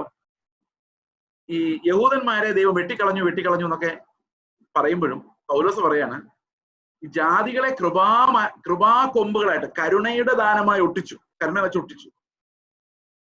എല്ലാ സ്വർഗീയ അവകാശങ്ങളും നൽകി, പ്രത്യാശയുടെ സമൃദ്ധി നൽകി, ദൈവത്തിന്റെ ആത്മാവിനെ അവരുടെ ഉള്ളിൽ നൽകി. എന്നിട്ട് എന്ത് ചെയ്യുന്നറിയോ? യഹൂദന്മാരെ ദരിദ്രരാക്കി മാറ്റി. യെരുശലേമിൽ യഹൂദന്മാർ തിങ്ങി പാർത്തോണ്ടിരുന്ന സഭകളില് എല്ലായിടത്തും ഭയങ്കരമായ ദാരിദ്ര്യം ഉണ്ടായി. അന്ന് പല ആൾക്കാരും പറഞ്ഞ്, നമ്മളെ ഇന്നത്തെ തിയോളജിമാർ പറയുന്നത് എന്താണെന്ന് വെച്ച് കഴിഞ്ഞാൽ, അന്ന് ഈ പൊതുവക സ്വത്തില്ലാതെ, അല്ല പൊതുവകയായിരുന്നു എല്ലാം, ഓരോരുത്തർക്കും സ്വത്തുക്കളില്ലായിരുന്നു, അതെല്ലാം വിറ്റ് അവർ അപ്പോസ്തലന്മാരുടെ കാൽക്കൽ കൊണ്ടുപോയി വെച്ചതുകൊണ്ടാണ് ദാരിദ്ര്യം ഉണ്ടായതെന്ന്. നോവേ, അങ്ങനെയല്ല ദാരിദ്ര്യം ഉണ്ടായത്. നിങ്ങൾ സംശയം ഉണ്ടെങ്കിൽ പരീക്ഷിച്ച് നോക്കിയോ, ഇല്ലാത്തവന് കൊടുത്ത് നിങ്ങൾക്ക് ദാരിദ്ര്യം ഉണ്ടാവില്ല. നിങ്ങൾ ദൈവത്തിന്റെ കയ്യിലിരിക്കുന്നവരാണെങ്കിൽ, if you are children of God, you will never become poor by giving. അങ്ങനെയല്ല അവിടെ ദാരിദ്ര്യം ഉണ്ടായത്. അഗബോസ് പ്രവചിക്കുന്നുണ്ട്, ലോകം മുഴുവൻ മഹാക്ഷാമം ഉണ്ടാകുമെന്ന് പറഞ്ഞിട്ടുണ്ട്. ആ ക്ഷാമമാണ് യെരുശലേമിൽ വന്നത്. യെരുശലേമിൽ വന്നപ്പോൾ അത് വളരെ സീരിയസ് ആയിരുന്നു. അതേസമയത്ത് മക്കദോന്യയിലും ക്ഷാമം ഉണ്ടായിരുന്നു. പക്ഷെ ഒരു പ്രത്യേകത ഉണ്ടായിരുന്നു. ആ ക്ഷാമത്തിന്റെ നടുവിലും ആ ജാതികളായ വിശ്വാസികൾ അവർക്കുണ്ടായിരുന്ന ഞെക്കി പിഴിഞ്ഞെടുത്ത്, പൗലോസ് പറയുന്നുണ്ട്, അതിയായ ദാരിദ്ര്യം, ലോകം മുഴുവൻ വ്യാപിച്ചിരുന്നു ദാരിദ്ര്യം. അവരെ മഹാദാരിദ്ര്യത്തിന് നടുവിൽ നിന്നുകൊണ്ട് അവരെ പൈസ കളക്ട് ചെയ്ത് മറ്റു വിശുദ്ധന്മാർക്ക് അയച്ചു കൊടുക്കുമായിരുന്നു മക്കതോന്യ സഭ. പ്രിയ സഹോദരങ്ങളെ, അപ്പോസ്തലന്മാരെ അത്ര വിവരമില്ലാതെ ചെയ്യുമോ 1-ാം നൂറ്റാണ്ടില്? No way. അപ്പോസ്തലന്മാരുടെ ഇൻസ്ട്രക്ഷൻ അനുസരിച്ചും അവരുടെ പ്രബോധനം അനുസരിച്ചും അവരെല്ലാം ചെയ്തത്. they were not independent. അവർക്ക് ദൈവത്തിന്റെ അരുളപ്പാടുകൾ ഉണ്ടായിരുന്നു ഓരോ കാലഘട്ടത്തിലും. അപ്പൊ ദൈവത്തിന്റെ അപ്പോസ്തലന്മാരുടെ ആദിമ സഭയിൽ നടന്ന ഒരു കാര്യം പരാജയമാണെന്ന് നമുക്ക് അങ്ങനെ ഒരിക്കലും പറയാൻ പറ്റില്ല. അതുകൊണ്ട് ഈ സ്വത്തെല്ലാം വിറ്റ് കോമൺ പൊതുവകയായിട്ട് എണ്ണണമെന്നല്ല ഞാൻ പറയുന്നത്. ഓരോ കാലഘട്ടത്തിലും സഭയോട് ആവശ്യപ്പെടുന്ന കാര്യങ്ങൾ. യാക്കോബിന്റെ കാലമാകുമ്പോഴേക്കും അവിടെ സഭയിൽ മോതിരവിട്ട ആൾക്കാർ സഭയിൽ വരുന്നുണ്ടായിരുന്നു, പണമുള്ളവർ വരുന്നുണ്ടായിരുന്നു, സ്വകാര്യ സ്വത്തുക്കളുള്ള ആൾക്കാർ എപ്പോഴും സഭയിലുണ്ടായിരുന്നു, പാവങ്ങളും ഉണ്ടായിരുന്നു. യാക്കോബിന്റെ ലേഖനം വായിക്കാൻ നമുക്ക് മനസ്സിലാവും, പാവങ്ങളും സഭയ്ക്കകത്തുണ്ടായിരുന്നു. പക്ഷെ ഒരു പ്രത്യേക സന്ദർഭത്തിൽ ദൈവം അങ്ങനെയും നടത്തി. സോ അത് തെറ്റായിരുന്നു നമുക്ക് ഒരിക്കലും പറയാൻ പറ്റില്ല. We cannot say it was foolishness. അപ്പോസ്തലന്മാർ അന്ന് ചെയ്തതും അപ്പോസ്തലന്മാരുടെ എക്സാമ്പിൾസും അവരുടെ പാരമ്പര്യവും, അപ്പോസ്തലന്മാരുടെ പാരമ്പര്യം ഒരു കാരണവശാലും തെറ്റാന്ന് പറയാൻ പറ്റില്ല. പക്ഷെ അപ്പോസ്തലന്മാരുടെ പാരമ്പര്യം നമുക്ക് കിട്ടിയേക്കുന്നതേ ഉള്ളൂ. ഓക്കെ, അത് യാക്കോബക്കാർക്കല്ല കിട്ടിയേക്കുന്നത്. യാക്കോബക്കാർക്ക് മെത്രാന്മാരുടെ പാരമ്പര്യം കിട്ടി, നമുക്കാണ് അപ്പോസ്തലന്മാരുടെ പാരമ്പര്യം ലഭിച്ചത്. ഓക്കെ, അപ്പൊ ജാതികളിൽ ക്രിസ്തു യേശുവിന്റെ ശുശ്രൂഷക്കാരനാണെന്ന് പൗലോസ് 15-ാം വാക്യത്തിൽ പറയുന്നത്. ആ പൗലോസിന്റെ ശുശ്രൂഷയെ കുറിച്ച് ഓക്കെ, 18-ാം വാക്യം പറയാണ്, ക്രിസ്തു ഞാൻ മുഖാന്തരം ജാതികളുടെ അനുസരണത്തിനായിട്ട് വചനത്താലും പ്രവൃത്തിയാലും അടയാളങ്ങളുടെയും അത്ഭുതങ്ങളുടെയും ശക്തി കൊണ്ടും പരിശുദ്ധാത്മാവിന്റെ ശക്തി കൊണ്ടും പ്രവർത്തിച്ചതല്ലാതെ മറ്റൊന്നും മിണ്ടുവാൻ ഞാൻ തുനിയുന്നില്ല. So everything is evidenced. എല്ലാം അവിടെ നിങ്ങൾക്ക് കാണാം. ആത്മാവ് എന്താ ചെയ്ത്, എത്ര പേരാണ് ഇപ്പൊ ദൈവത്തെ അനുസരിക്കുന്നത്, ഇതെല്ലാം നിങ്ങൾക്കിപ്പോ കാണാം. അങ്ങനെ ഞാൻ യെരുശലേം മുതൽ ഇല്ലീര ദേശം വരെ ചുറ്റി സഞ്ചരിച്ച് ക്രിസ്തുവിന്റെ സുവിശേഷ ഘോഷണം പൂരിപ്പിച്ചിരിക്കുന്നു. ഈ സുവിശേഷ ഘോഷണത്തിന്റെ പൂരണം എന്ന് പറയുന്നത് ശരിക്കും എല്ലാവരും രക്ഷിക്കപ്പെടുക എന്നുള്ള അർത്ഥത്തിലല്ല. ആ ദേശത്ത് സുവിശേഷം അവൈലബിൾ ആക്കുക, എല്ലാവരും കേൾക്കാൻ അവസരം ഉണ്ടാവും. ആരൊക്കെ വിശ്വസിക്കുന്നൊക്കെ ദൈവത്തിന് മാത്രം അറിയൂ, അത് നമ്മൾ അറിയേണ്ട കാര്യമില്ല. We are servants, soldiers. We keep on preaching, keep on preaching. Result നോക്കേണ്ട കാര്യമില്ല. Because that's a commandment and we love our lord. നമ്മൾ നമ്മുടെ ദൈവത്തെ സ്നേഹിക്കുന്നു. We continuously do it. Okay, 21-ാം വാക്യം പറയാണ്, ഞാൻ മറ്റൊരുത്തിന്റെ അടിസ്ഥാനത്തിൽ പണിയാതിരിക്കേണ്ടതിന് ക്രിസ്തുവിന്റെ നാമം അറിഞ്ഞിട്ടുള്ള ഇടത്തിലല്ല, അവനെ കുറിച്ച് അറിവ് കേട്ടിട്ടില്ലാത്തവർ ഗ്രഹിക്കും എന്ന് എഴുതിയിരിക്കുന്ന പോലെ അത്രേ സുവിശേഷം അറിയിപ്പാൻ അഭിമാനിക്കുന്നത്. എന്ന് പറഞ്ഞാൽ ആരും ഒരിക്കലും കേട്ടിട്ടില്ലാത്ത സ്ഥലങ്ങളിലേക്ക് പോയി, ആരും കണ്ടിട്ടില്ലാത്ത സ്ഥലങ്ങളിലേക്ക് പോയി മറ്റൊരാള് ഓൾറെഡി സഭ പണിതിടന്ന് അടിച്ചു മാറ്റാനല്ല, ആരും ഒരിടത്തും ക്രിസ്തുവിനെ കുറിച്ച് പവർഫുൾ ഇവാഞ്ചലിക്കൽ ഗിഫ്റ്റ് ആയത്. ഈ അപ്പോസ്തലന്മാരുടെ ഒരു പ്രത്യേകത എന്ന് പറഞ്ഞാൽ എല്ലാ ശുശ്രൂഷ വരങ്ങളും അവർക്കുണ്ടായിരുന്നു. they could prophesy, they could evangelize, സുവിശേഷം പറയാൻ പോകാൻ പറ്റുമായിരുന്നു. they could teach, അവർ ടീച്ചേഴ്സ് ആയിരുന്നു. they were also pastors, അവർ സഭകളെ പരിപാലിക്കുകയും ചെയ്തിട്ടുണ്ട്. അപ്പോൾ അപ്പോസ്തലന്മാരുടെ ഒരു പ്രത്യേകതയാണ് they had all the gifts and ആ അപ്പോസ്തലന്മാരാണ് നമ്മുടെ ഫൗണ്ടേഷൻ. അപ്പോൾ എല്ലാ തരം കൃപാവരങ്ങളും ഈ പൗലോസിന് അതുപോലെ അപ്പോസ്തലന്മാർക്ക് ഉണ്ടായിരുന്നു. That was the evidence of Paul's apostleship. കാരണം അപ്പോസ്തലന്മാർക്കുണ്ടായിരുന്ന അതേ അടയാളങ്ങളും അത്ഭുതങ്ങളും വീര്യപ്രവൃത്തികളും എല്ലാം ആ പൗലോസിനും സാധിക്കുമായിരുന്നു. Because God had elected him as an apostle. Okay, ഇനി കുറച്ച് പേഴ്സണൽ കാര്യങ്ങളാണ്. സ്പെയിനിലോട്ട് വഴിയിലാണ് പൗലോസ് ഇവിടെ ഇറങ്ങുന്നത് എന്നൊക്കെ പറയുന്നു. ഞാൻ മക്കതോന്യയുടെ കാര്യം 26-ാം വാക്യത്തിൽ ഞാൻ മക്കതോന്യയുടെ കാര്യം പറഞ്ഞു ഓൾറെഡി. യെരുശലേമിലെ വിശുദ്ധന്മാരിൽ ദരിദ്രരായവർക്ക് ഏതാനും ധർമ്മോപകാരം ചെയ്യുവാൻ മക്കതോന്യയിലും അഖായയിലും ഉള്ളവർക്ക് ഇഷ്ടം തോന്നി. മക്കതോന്യ സഭ പ്രത്യേകിച്ചും ദേവർ വെരി പുവർ. ആ സമയത്ത് ഒരു ന്യായ പൈസ അവരുടെ കയ്യിൽ ഉണ്ടായിരുന്നില്ല. ഓക്കെ, അവർക്ക് ഇഷ്ടം തോന്നിയെന്ന് മാത്രമല്ല, അത് അവർക്കൊരു കടവുമാകുന്നു. ഒരു കടം പോലെയാണ്. കാരണം അവർക്ക് അനുഗ്രഹം ഉണ്ടായത് മുഴുവൻ ഈ യഹൂദന്മാർക്ക് കിട്ടേണ്ട അനുഗ്രഹമാണ് അവരത് വാങ്ങിച്ചത്. അപ്പൊ അവർ നോക്കിയപ്പം ആത്മീക അനുഗ്രഹങ്ങളാണ് വലുത്, അത് ഞങ്ങൾക്ക് കിട്ടി. ഈ സമ്പത്തിന് എന്താ വിലയുള്ളത്, എല്ലാം കൊടുത്തേക്കാം എന്നവർ തീരുമാനിച്ചു. അവർക്ക് സുവിശേഷം അറിയിച്ചവർക്ക് അത് നൽകാൻ വേണ്ടി, ദാരിദ്ര്യത്തിലിരിക്കുന്നവർക്ക് അത് നൽകാൻ വേണ്ടി അവർ സ്വയം കഷ്ടത ഏറ്റെടുത്തു. കാരണം അവർ നോക്കിയപ്പോൾ പണം കൊണ്ടുള്ള അഭിവൃദ്ധിയെക്കാളും നല്ലത് സ്വർഗത്തിൽ പോകാൻ കഴിയുന്ന, കർത്താവിന്റെ പങ്കാളിത്തം ലഭിക്കുന്ന, ദൈവത്തിന്റെ ആത്മാവിനെ ലഭിക്കുന്ന ആ പുതിയ നിയമത്തിന്റെ ഓഹരിക്കാരാകുന്നത് പോലെ മഹത്വം ഈ ലോകത്ത് എത്ര സ്വത്തുണ്ടായാലും ഇല്ല.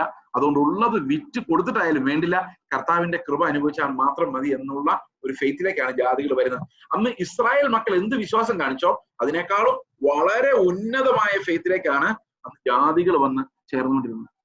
അനേകം ഗ്രീക്കുകാര്, ആദിമകാല രക്തസാക്ഷികളുടെ കഥകൾ നിങ്ങൾ ഈ ഫോക്സസ് ബുക്ക് ഓഫ് മാർട്ടിയേഴ്സ് എന്ന് പറഞ്ഞൊരു പുസ്തകമുണ്ട്. ഇനി ഞാൻ മരിക്കട്ടെ എന്ന് പറഞ്ഞൊരു മലയാളം പുസ്തകമുണ്ട്. 2 പുസ്തകങ്ങൾ. ഇത് വായിച്ചു നോക്കിയാൽ മനസ്സിലാവും ആദ്യത്തെ കാലത്ത് ആദിമ നൂറ്റാണ്ടുകളിൽ എത്രയോ ഗ്രീക്കുകാര്, യവനന്മാര് കർത്താവിന് വേണ്ടി മരിക്കാൻ തയ്യാറായിട്ട് വരും. യഹൂദന്മാർ നിന്ദിക്കുമ്പോൾ ജാതികളുടെ ഇടയിൽ ദൈവം അനേകം ആളുകളെ അവന്റെ സന്നിധിയിലേക്ക് അവരുടെ മരിക്കാൻ തയ്യാറായിട്ടുള്ള ആൾക്കാരെ ദൈവം വിളിച്ചു ചേർക്കുന്ന നോക്കുന്നു. ഓക്കെ, എന്നിട്ട് പറയാണ് 28-ാം വാക്യത്തിൽ പറയാണ്, ഞാൻ ഈ ഐഹിക നന്മകളെല്ലാം കളക്ട് ചെയ്തുകൊണ്ട് കൊടുത്ത് അവർക്ക് ഏൽപ്പിച്ച് ബോധ്യം വരുത്തിയെന്ന്. രസീത് മേടിച്ചെന്നായിരിക്കും നമുക്ക് ഉദ്ദേശിക്കുന്നത്. പറഞ്ഞാൽ 1 രൂപ പോലും കയ്യിലെടുക്കാതെ എല്ലാം കൊടുത്തു തീർത്ത് ബോധ്യം വരും. എന്നിട്ട് നിങ്ങളുടെ വഴിയായി സ്പെയിനിലേക്ക് പോകാൻ പോവാണ്. അപ്പൊ തിരിച്ച് അവിടെ നിന്ന് വരുന്ന വഴിക്ക് നിങ്ങളുടെ അവിടെ ഇറങ്ങി ഇതൊക്കെ എങ്ങനെയായിരിക്കും നടക്കുകയാണോ അല്ലെ? ചില ഭാഗത്തൊക്കെ കപ്പലിൽ പോവും, അല്ലാത്തടത്ത് നടക്കും, അലഞ്ഞ് തിരിഞ്ഞ് കർത്താവിന് വേണ്ടി വിശ്രമം എന്തൊന്നില്ലാതെ കഴുതപ്പുറത്തും കുതിരപ്പുറത്തും ഒക്കെ പോവായിരിക്കും. സോ ലോങ് ജേണീസ് ആണ്. ഞാനത് നിവർത്തിച്ച് ഫലം അവർക്ക് ഏൽപ്പിച്ച് ബോധ്യം വരുത്തിയ ശേഷം നിങ്ങളുടെ വഴിയായി സ്പെയിനിലേക്ക് പോകും. ഞാൻ നിങ്ങളുടെ അടുക്കൽ വരുമ്പോൾ ക്രിസ്തുവിന്റെ അനുഗ്രഹപൂർത്തിയോടെ വരുമെന്ന് ഞാൻ അറിയുന്നു. അപ്പോൾ എന്നാൽ സഹോദരന്മാരെ, യഹൂദയിലെ അവിശ്വാസികളുടെ കയ്യിൽ നിന്ന് രക്ഷിക്കേണ്ടതിന് യെരുശലേമിലേക്ക് ഞാൻ കൊണ്ടുപോകുന്ന സഹായം വിശുദ്ധന്മാർക്ക് പ്രസാദമായി തീരേണ്ടതിനും ഇങ്ങനെ ഞാൻ ദൈവ ഇഷ്ടത്താൽ സന്തോഷത്തോടുകൂടെ നിങ്ങളുടെ അടുക്കൽ വന്ന് നിങ്ങളോടുകൂടെ നിങ്ങൾ എനിക്ക് വേണ്ടി ദൈവത്തോടുള്ള പ്രാർത്ഥനയിൽ എന്നോടുകൂടെ പോരാടണമെന്ന് നമ്മുടെ കർത്താവായ യേശുക്രിസ്തുവിന്റെയും ആത്മാവിന്റെ സ്നേഹത്തെ ഓർപ്പിച്ച് ഞാൻ നിങ്ങളെ പ്രബോധിപ്പിക്കുന്നു. സമാധാനത്തിന്റെ ദൈവം നിങ്ങളുടെ കൂടെ ഇരിക്കുമാറാകട്ടെ. ഈ വാക്യം നമ്മൾ ഒന്ന് ചിന്തിക്കേണ്ട ഒരു പോയിന്റ് അതിനകത്തുണ്ട്. 31-ാം വാക്യം, 30-ാം വാക്യം. എന്നാൽ സഹോദരന്മാരെ, യഹൂദ്യയിൽ അവിശ്വാസികളുടെ കയ്യിൽ നിന്ന് എന്നെ രക്ഷിക്കേണ്ടതിന്. അപ്പം മരണത്തെ പേടിയുണ്ടോ പൗലോസിന്? മരണത്തെ പേടിയുണ്ടോ? ആരെങ്കിലും മരിക്കുമ്പോ കരയുന്ന ശരിയാണോ? ഞാൻ നിങ്ങളുടെ എല്ലാവരുടെയും മുഖം ഒന്ന് കണ്ടോട്ടെ. ഞാനൊന്ന് ഗാലറി വ്യൂ ഇടുകയാണ്. ആരെങ്കിലും മരിക്കുമ്പോ കരയുന്ന അവിശ്വാസമാണോ? മരണഭയം ഉണ്ടാകാൻ പാടുണ്ടോ നമുക്ക്?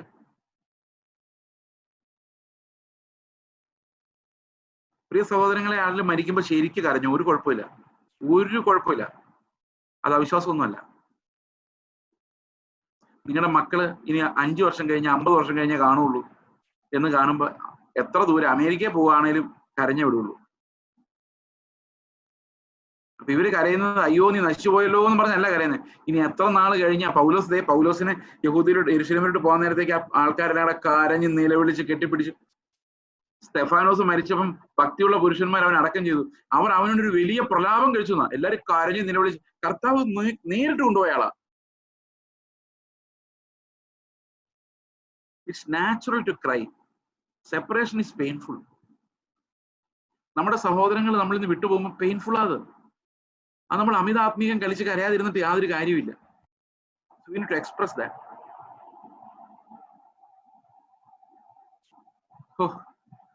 ഞാനിവിടെ അടുത്തൊരു വല്യമ്മ മരിച്ചുപോയി. മകൻ ഭയങ്കര വിശ്വാസിയാണ്. മക്കളോട് പറഞ്ഞു, ഒരു തുള്ളി കണ്ണുനീര് നിങ്ങളുടെ കരഞ്ഞേക്കല്ലെന്ന്. ആ പിള്ളേര് കരയാൻ പോലും പറ്റാതെ വിഷമിച്ച് വേർത്ത്.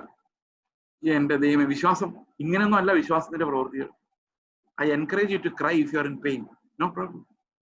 Jesus cried. When everyone was crying for Lazarus, Jesus cried with them. We are not superhumans. We are human beings saved by grace. പക്ഷെ അത് ജാതികൾ നിലവിളിക്കുന്ന പോലെ ആയിപ്പോരുത്.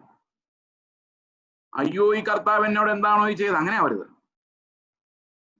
അയ്യോ എന്റെ ജീവിതം അങ്ങനെ കരയരുത്. അങ്ങനെ കരയുന്ന വിശ്വാസമാണ്. പക്ഷെ വേർപാട് നമുക്ക് കരച്ചിലുണ്ടാക്കും. കരയണം. I believe in crying. We should be human beings, sensitive. പൗലോസ് പല പ്രാവശ്യം പറഞ്ഞു, വിട്ടുപിരിഞ്ഞ ക്രിസ്തുവിന്റെ കൂടെ ആയിരിക്കുന്നത് എനിക്ക് ഏറെ ഇഷ്ടം. അതേ പൗലോസ് പറഞ്ഞു, ഞാൻ പലതവണ പ്രാണഭയത്തിലായി. Man, he's a man, human being, not superhuman. പൗലോസ് നമ്മൾ തമ്മിലുള്ള വ്യത്യാസം പറഞ്ഞ കൃപയുടെ വ്യത്യാസം, നത്തിങ് എൽസ്. സമസ്വഭാവമുള്ള മനുഷ്യർ, ഏലിയാവും എല്ലാം. We are not superhumans. Sometimes we get afraid. പക്ഷെ ഒരു കാര്യം ഞാൻ പറയാം, പ്രാണഭയം എന്ന് പറയുന്നത് അതിനകത്ത് നരകഭയം ഉണ്ടെങ്കിൽ ദാറ്റ്സ് സിൻഫുൾ.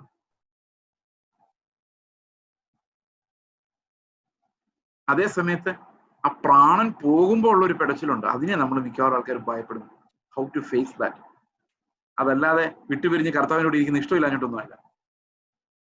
അതുകൊണ്ടാണ് പൗലോസ് പല സമയത്തും പ്രാണഭയത്തിലായത്. ആ ഡെത്ത് എക്സ്പീരിയൻസ് പറയുന്ന separation of your soul from the body, ആ ഒരു point it's painful for all.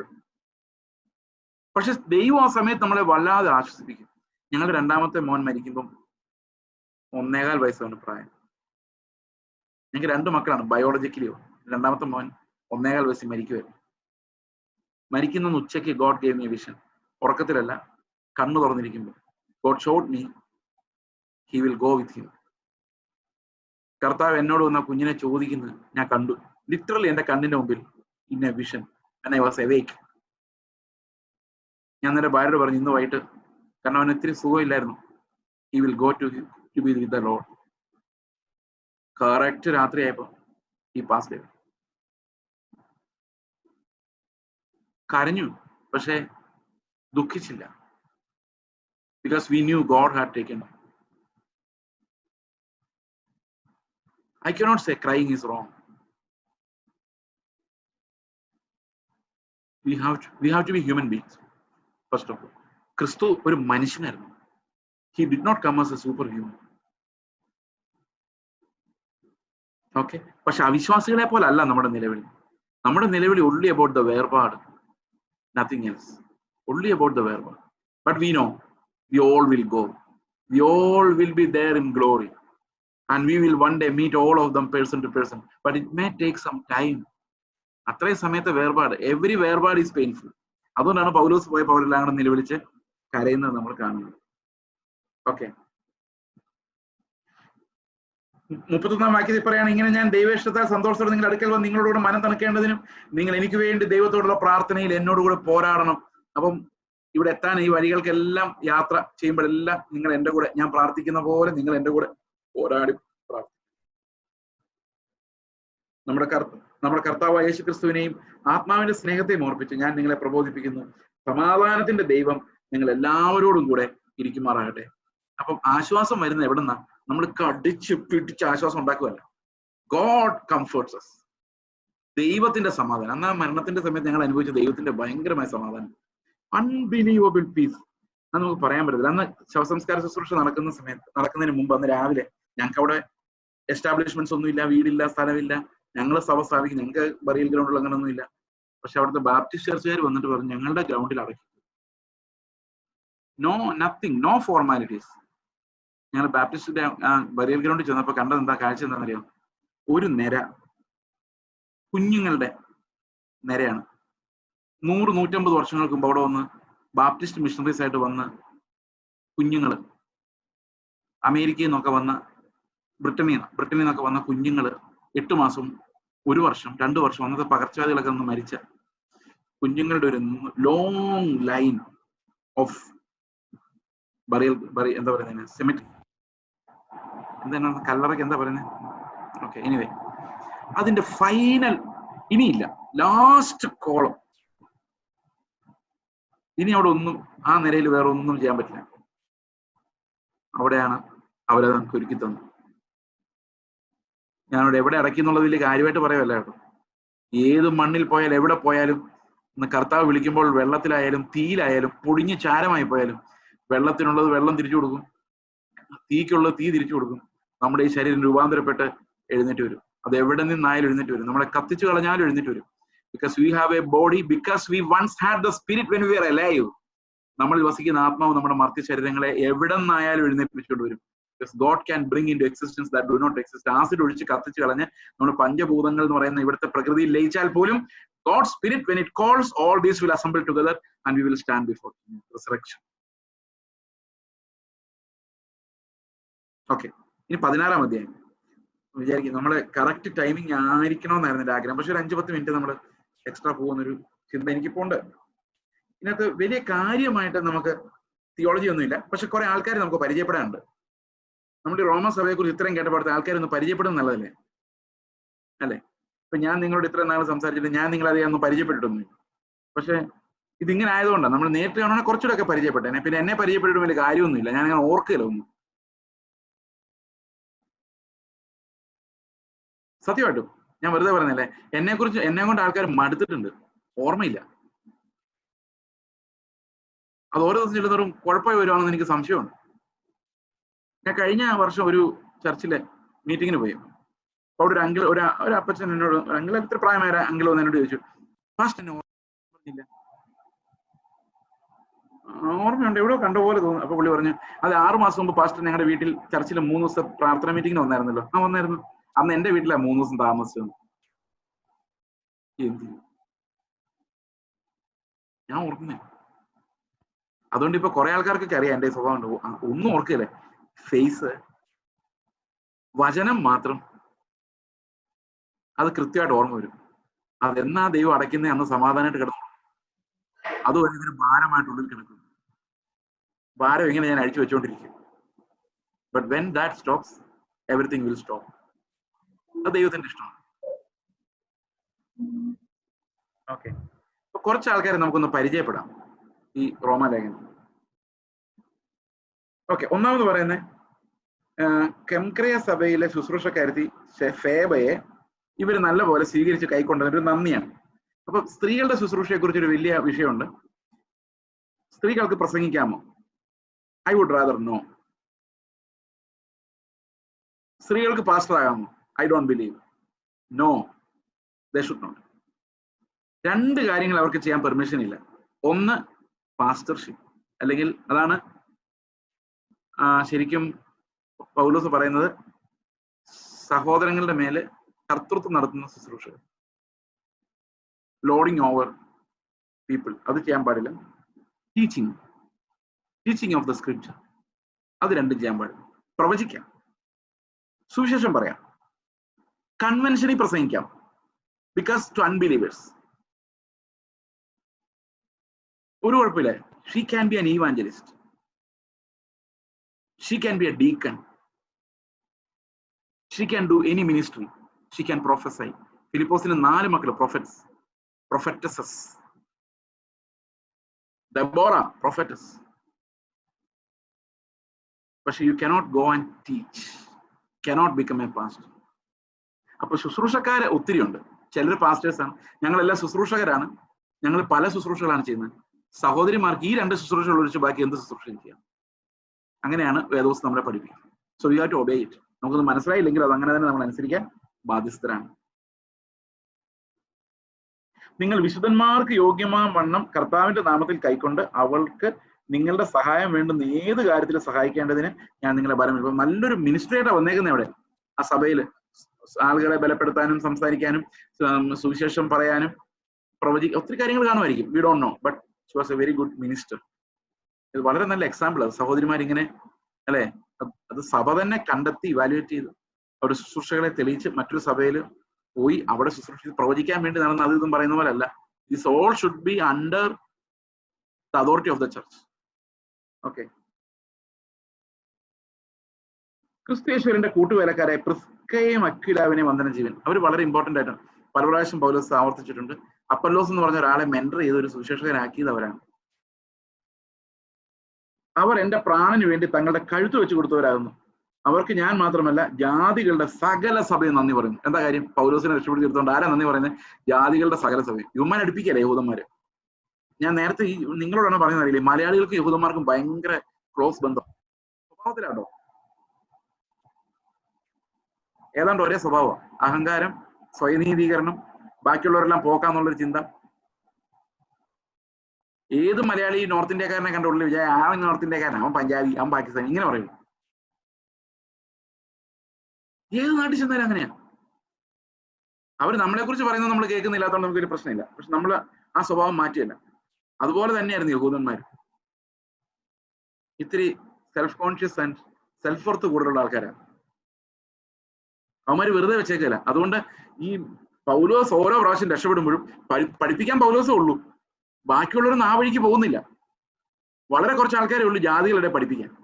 അപ്പൊ പൗലോസിന് എന്തെങ്കിലും സംഭവിക്കുമ്പോഴേക്കും ഇവർക്ക് വെപ്രാളോ, അപ്പം പൗലോസിന് വേണ്ടി അവരെ രക്ഷിച്ചുകൊണ്ട് പൗലോസ് രക്ഷിച്ചുകൊണ്ട് പോകുന്നപ്പോഴേക്കും ഇവരോടെല്ലാം ഈ ജാതി മുഴുവൻ നന്ദി പറയുന്ന പറഞ്ഞത്. കാരണം that was the way it was. Okay, അവരുടെ വീട്ടിലെ സഭയെയും വന്ദനം ചെയ്യും. വീട്ടിൽ കർത്തൃമേശ കൊടുക്കാം. വീട്ടിൽ സഭ കൂടുന്ന വീട്ടിലാണെങ്കിൽ കർത്തൃമേശ വീട്ടിൽ കൊടുക്കാം. സഭ കൂടുന്ന വീട്ടിലല്ല ഹോളിലാണെങ്കിൽ കർത്തൃമേശ വീട്ടിൽ കൊടുക്കാൻ പറ്റില്ല, ഹോളിൽ തന്നെ കൊടുക്കും. എന്നാൽ കർത്തൃമേശ കൊടുക്കാൻ നേരത്തെ സഭ മുഴുവൻ വീട്ടിൽ വരാനുള്ള ഇൻവിറ്റേഷൻ ഉണ്ട്, അവർക്ക് വരാനുള്ള സ്വാതന്ത്ര്യം ഉണ്ടെങ്കിൽ എവിടെ വെച്ച് വേണം കർത്തൃമേശ എടുക്കാം.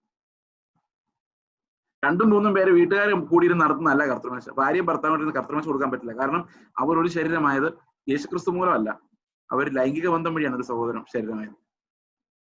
യേശുക്രിസ്തുവിന്റെ നാമത്തിൽ കൂടി വന്നാൽ മാത്രമേ അപ്പം നുറുക്കുന്നതിൽ പ്രസക്തിയുള്ളൂ. That's the meaning of fellowship. അതിന് ദൈവം എത്രയും പെട്ടെന്ന് നമുക്ക് എല്ലാം അവസരം ഒരുക്കട്ടെ എന്ന് ഞാൻ പ്രാർത്ഥിക്കുന്നു.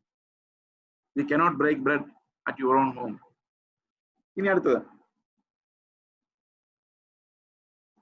അവരുടെ വീട്ടിലെ സഭയെയും വന്ദനം ചെയ്യുവിൻ. അപ്പൊ റോമയിലെ സഭ എന്ന് പറയുമ്പം റോമ എന്ന് പറഞ്ഞ ഒറ്റ സഭയല്ല കേട്ടോ ഇത്. റോമ പട്ടണത്തിലുള്ള അനേകരുടെ ഭവനങ്ങളിൽ സഭകളുണ്ട്. അനേകരുടെ ഭവനങ്ങൾ, അവരുടെ വീട്ടിലൊരു സഭയുണ്ട് ഇപ്പം. ഓക്കെ, എന്റെ ചാർച്ചക്കാരും സഹബദ്ധന്മാരുമായ അന്ത്രോനിക്കോസിനും യൂനിയാവിനും വന്ദനം ചെയ്യുവിൻ. അവർ അപ്പോസ്തലന്മാരുടെ ഇടയിൽ പേർ കൊണ്ടവരും എനിക്ക് മുൻപേ ക്രിസ്തുവിൽ വിശ്വസിച്ചവരുമാകുന്നു. ഓക്കെ, അപ്പൊ അപ്പോസ്തലന്മാരെന്ന് മിനിസ്ട്രി അന്നത്തെ കാലത്ത് ചെയ്തുകൊണ്ടിരുന്നവരിൽ യേശുക്രിസ്തുവിനെ കണ്ടിട്ടുള്ള, അവനിൽ നിന്ന് കമ്മീഷനിങ് പ്രാപിച്ചിട്ടുള്ള അനേകം ആൾക്കാരുണ്ടായിരുന്നു. എന്നാൽ മെയിനായിട്ട് 12 പേരെ നമുക്ക് കാണാൻ പറ്റുന്നുള്ളെങ്കിലും there were so many others who were also called apostles. അവരും കർത്താവിൽ നിന്ന് പ്രാപിച്ചവരായിരുന്നു, അവർ കർത്താവിനെ കണ്ടിട്ടുള്ളവർ. യേശുക്രിസ്തുവിന്റെ 70 ശിഷ്യന്മാരുണ്ടായിരുന്നു. 120 പേരെന്നോട് കൂടി വന്നിരുന്നല്ലേ എവിടെ? നമ്മുടെ പെന്തക്കോസ്ത് നാളിൽ. അപ്പൊ യേശുവിനെ അനുഗമിച്ചിരുന്ന ഒത്തിരി ആൾക്കാർ ജീവനോടെ കർത്താവിന്റെ കമ്മീഷനിങ് പ്രാപിച്ച അനേകം ശിഷ്യന്മാരുണ്ടായിരുന്നു. 500ഓളം പേർക്ക് കർത്താവ് പ്രത്യക്ഷമായിരുന്നു. So number of apostles we cannot limit to 13 or 12. They were more. പക്ഷെ പ്രധാനമായും യേശുക്രിസ്തു ഡയറക്റ്റ് ആയിട്ട് ശിഷ്യന്മാരെ തെരഞ്ഞെടുത്തവരായിരുന്നു അപ്പോസ്തലന്മാരായിട്ടുണ്ടായിരുന്നത്. കർത്താവിൽ എനിക്ക് പ്രിയനായ അംബ്ലിയാത്തോസിനെ വന്ദനം ചെയ്യുവിൻ. ഇങ്ങനെ കുറെ പേരുകളാണ്, അതുകൊണ്ട് ഇത് വളരെ എളുപ്പത്തിൽ അങ്ങ് തീരുമായിരിക്കും. ക്രിസ്തുവിൽ ഞങ്ങളുടെ കൂട്ടുവേലക്കാരനായ ഉർബനോസിനും എനിക്ക് പ്രിയനായ താക്കുവിനും വന്ദനം ചെയ്യും. പിള്ളേർക്ക് പേരിടാൻ ആലോചിക്കുന്നുണ്ടെങ്കിൽ ഈ ചാപ്റ്റർ ഒന്ന് നോക്കുവാണെങ്കിൽ നല്ലതായിരിക്കും. താക്കു. അടുത്ത വാക്ക് അപ്പല്ലോസ്. അപ്പല്ലോസ് വളരെ ഫേമസ് ആയിട്ടുള്ള ആളാണ്. അപ്പല്ലോസ് ഭയങ്കര പ്രസംഗകനായിരുന്നു, നല്ല രസമായിട്ട് പ്രസംഗിക്കുമായിരുന്നു. പൗലോസ് പ്രസംഗിക്കുമ്പോൾ രസമില്ലായിരുന്നു. ഈ എന്താ പറയുന്നത്, റെട്ടറിക്കിന്റെ പ്രയോഗം അന്നത്തെ കാലത്ത് ഭയങ്കര ഒരു സംഭാഷണ ശൈലികളൊക്കെ ഗ്രീക്കുകാർ ഡെവലപ്പ് ചെയ്തെടുത്തായിരുന്നു. ഈ ഗ്രീക്കുകാർ ഭയങ്കര മിടുക്കം പ്രഭാഷണ കലയുടെ ഉസ്താദുകളായിരുന്നു. അപ്പൊ അപ്പല്ലോസ് അങ്ങനെ ഒരു ഗ്രീക്ക് ബാക്ക്ഗ്രൗണ്ടിൽ പഠിച്ചു വന്നിട്ടുള്ള ഒരാളാണ്. അപ്പൊ അതുകൊണ്ട് പുള്ളിക്ക് നല്ല ഒന്നാന്തരമായിട്ട് ഈ സ്റ്റേജ് മാനേജ് ചെയ്ത് പ്രസംഗിക്കാൻ അറിയാവുന്ന ആളായിരുന്നു. So people were attracted by. He was a young man mentored by Aquilas and Priscilla. അവരാണ് അദ്ദേഹത്തെ വളർത്തിക്കൊണ്ട് വന്നത്. So he was also an important figure in the early church. അരിസ്റ്റോബുലസിന്റെ ഭവനക്കാർക്ക് വന്ദനം ചെയ്യും. എന്റെ ചാർച്ചക്കാരനായ ഹെരോദിയോന് ഉണ്ട്. ഈ പൗലോസിന്റെ ചാർച്ചക്കാരെന്ന് വന്നു കഴിയുമ്പോൾ പേര് കാണുമ്പോഴേ മനസ്സിലാവും, വലിയ വലിയ ആൾക്കാരുടെ ഒക്കെ പേരുമായിട്ട് സാമ്യമുണ്ട് അല്ലെ. ഹെരോദിയാവിന് വന്ദനം ചെയ്യും. നർക്കിസോസിന്റെ ഭവനത്തിൽ കർത്താവിനെ വിശ്വസിച്ചവർക്ക് വന്ദനം ചെയ്യും. കുറെ പേരുകളുണ്ട്. കർത്താവിൽ അധ്വാനിക്കുന്ന ത്രുഫൈനയ്ക്കും ത്രുഫോസയ്ക്കും 2 സഹോദരിമാരായിരിക്കണം എന്ന് വിചാരിക്കുന്നു. വന്ദനം ചെയ്യും. കർത്താവിൽ വളരെ അധ്വാനിച്ചവളായ പ്രിയ പെൽസിസിന് വന്ദനം ചെയ്യും. എല്ലാ സഹോദരിമാരും ഒത്തിരി സഹോദരി അധ്വാനിച്ചിട്ടുണ്ട്. പിന്നെ ചില സഹോദരിമാർക്ക് ഒരു ഇത്തിരി അഹങ്കാരമുണ്ട്. അവർ വിചാരിക്കുന്ന യേശുക്രിസ്തു പുനരുത്ഥാനം ചെയ്തു വന്നപ്പോൾ ആദ്യം വന്നത് സഹോദരിമാരാണ്, സഹോദരന്മാരെല്ലാം ഒളിച്ചിരിക്കുമായിരുന്നു. അപ്പൊ ഞങ്ങൾക്ക് ആ ധൈര്യം എന്ന് ചില സഹോദരിമാർ പറയുന്നുണ്ട്. അത് വെറുതെ ആണെന്ന് സഹോദരന്മാരെ നിങ്ങളോട് ഞാൻ പ്രബോധിപ്പിക്കുന്നു. അത് അവർക്ക് വിട്ടു കൊടുക്കേണ്ട കാര്യമില്ല. കാരണം ഈ യേശുക്രിസ്തുവിനെ അന്ന് ക്രൂശിൽ തറയ്ക്കുമ്പം ഈ സഹോദരന്മാരായ അപ്പോസ്തലന്മാർ ഓടിപ്പോകാനുള്ള കാരണം അവരെയും പിടിച്ച് ക്രൂശിൽ തറയ്ക്കുമെന്ന് പേടിച്ചിട്ടാണ്. സ്ത്രീകളെ പിടിച്ച് അങ്ങനെ ക്രൂശിൽ തറയ്ക്കത്തില്ലായിരുന്നു. അന്ന് ഈ റോമ ഗവൺമെന്റിന്റെ ഇരകളാകാൻ സാധ്യതയുണ്ടായിരുന്ന മുഴുവൻ പുരുഷന്മാരായ ശിഷ്യന്മാരാ. സ്ത്രീകളെ കുറിച്ച് ആർക്കും ഒരു സംശയം ഉണ്ടായിരുന്നില്ല. they are more free to roam around. അതുകൊണ്ടാണ് അവരന്ന് വന്നത്. അവരുടെ കഴുത്തിന് മുകളിൽ ഒരു വാൾ ഉണ്ടായിരുന്നില്ല ശിഷ്യന്മാർക്ക് ഉള്ളതുപോലെ.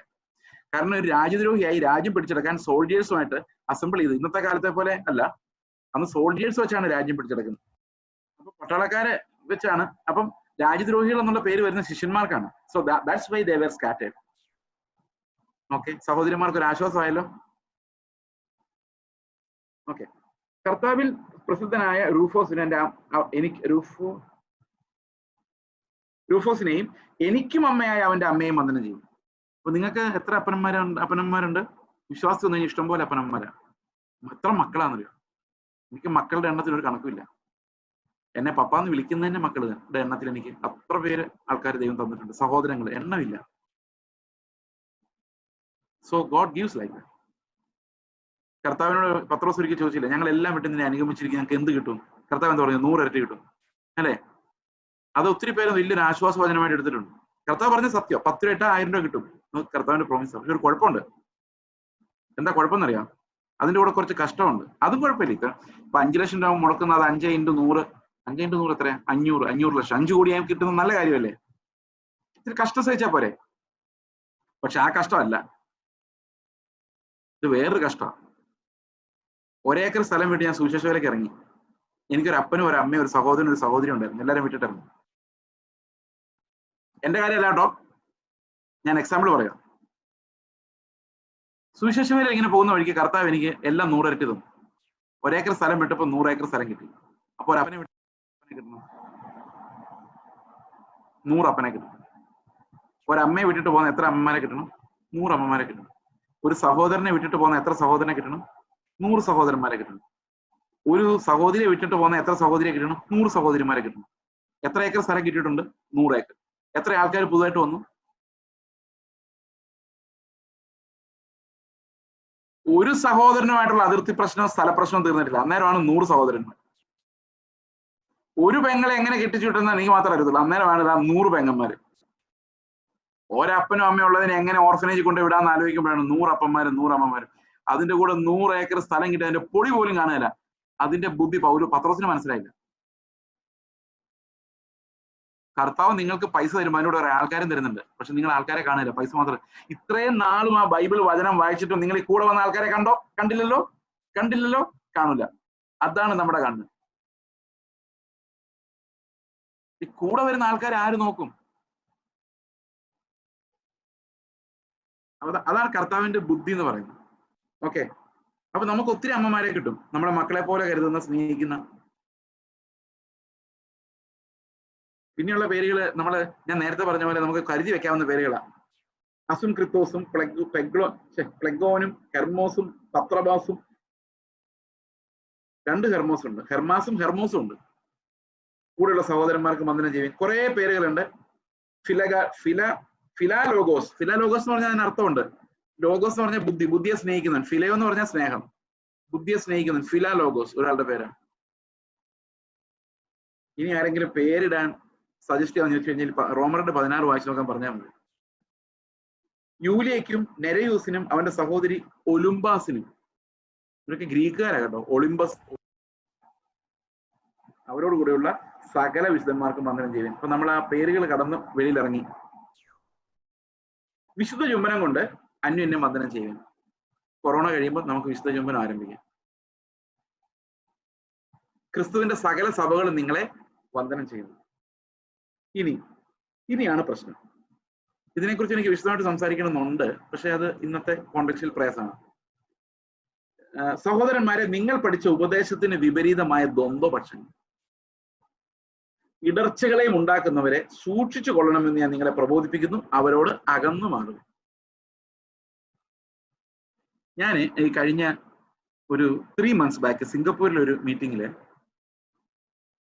ദൈവത്തിന്റെ ത്രിയേകത്വം എന്ന വിഷയത്തെക്കുറിച്ച് സംസാരിച്ചു.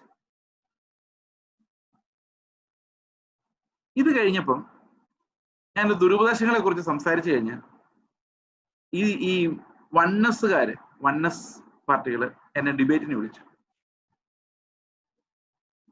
ഞാൻ പറഞ്ഞു എനിക്ക് ഡിബേറ്റ് ചെയ്യാനൊന്നും പറ്റില്ല. I am not a debater.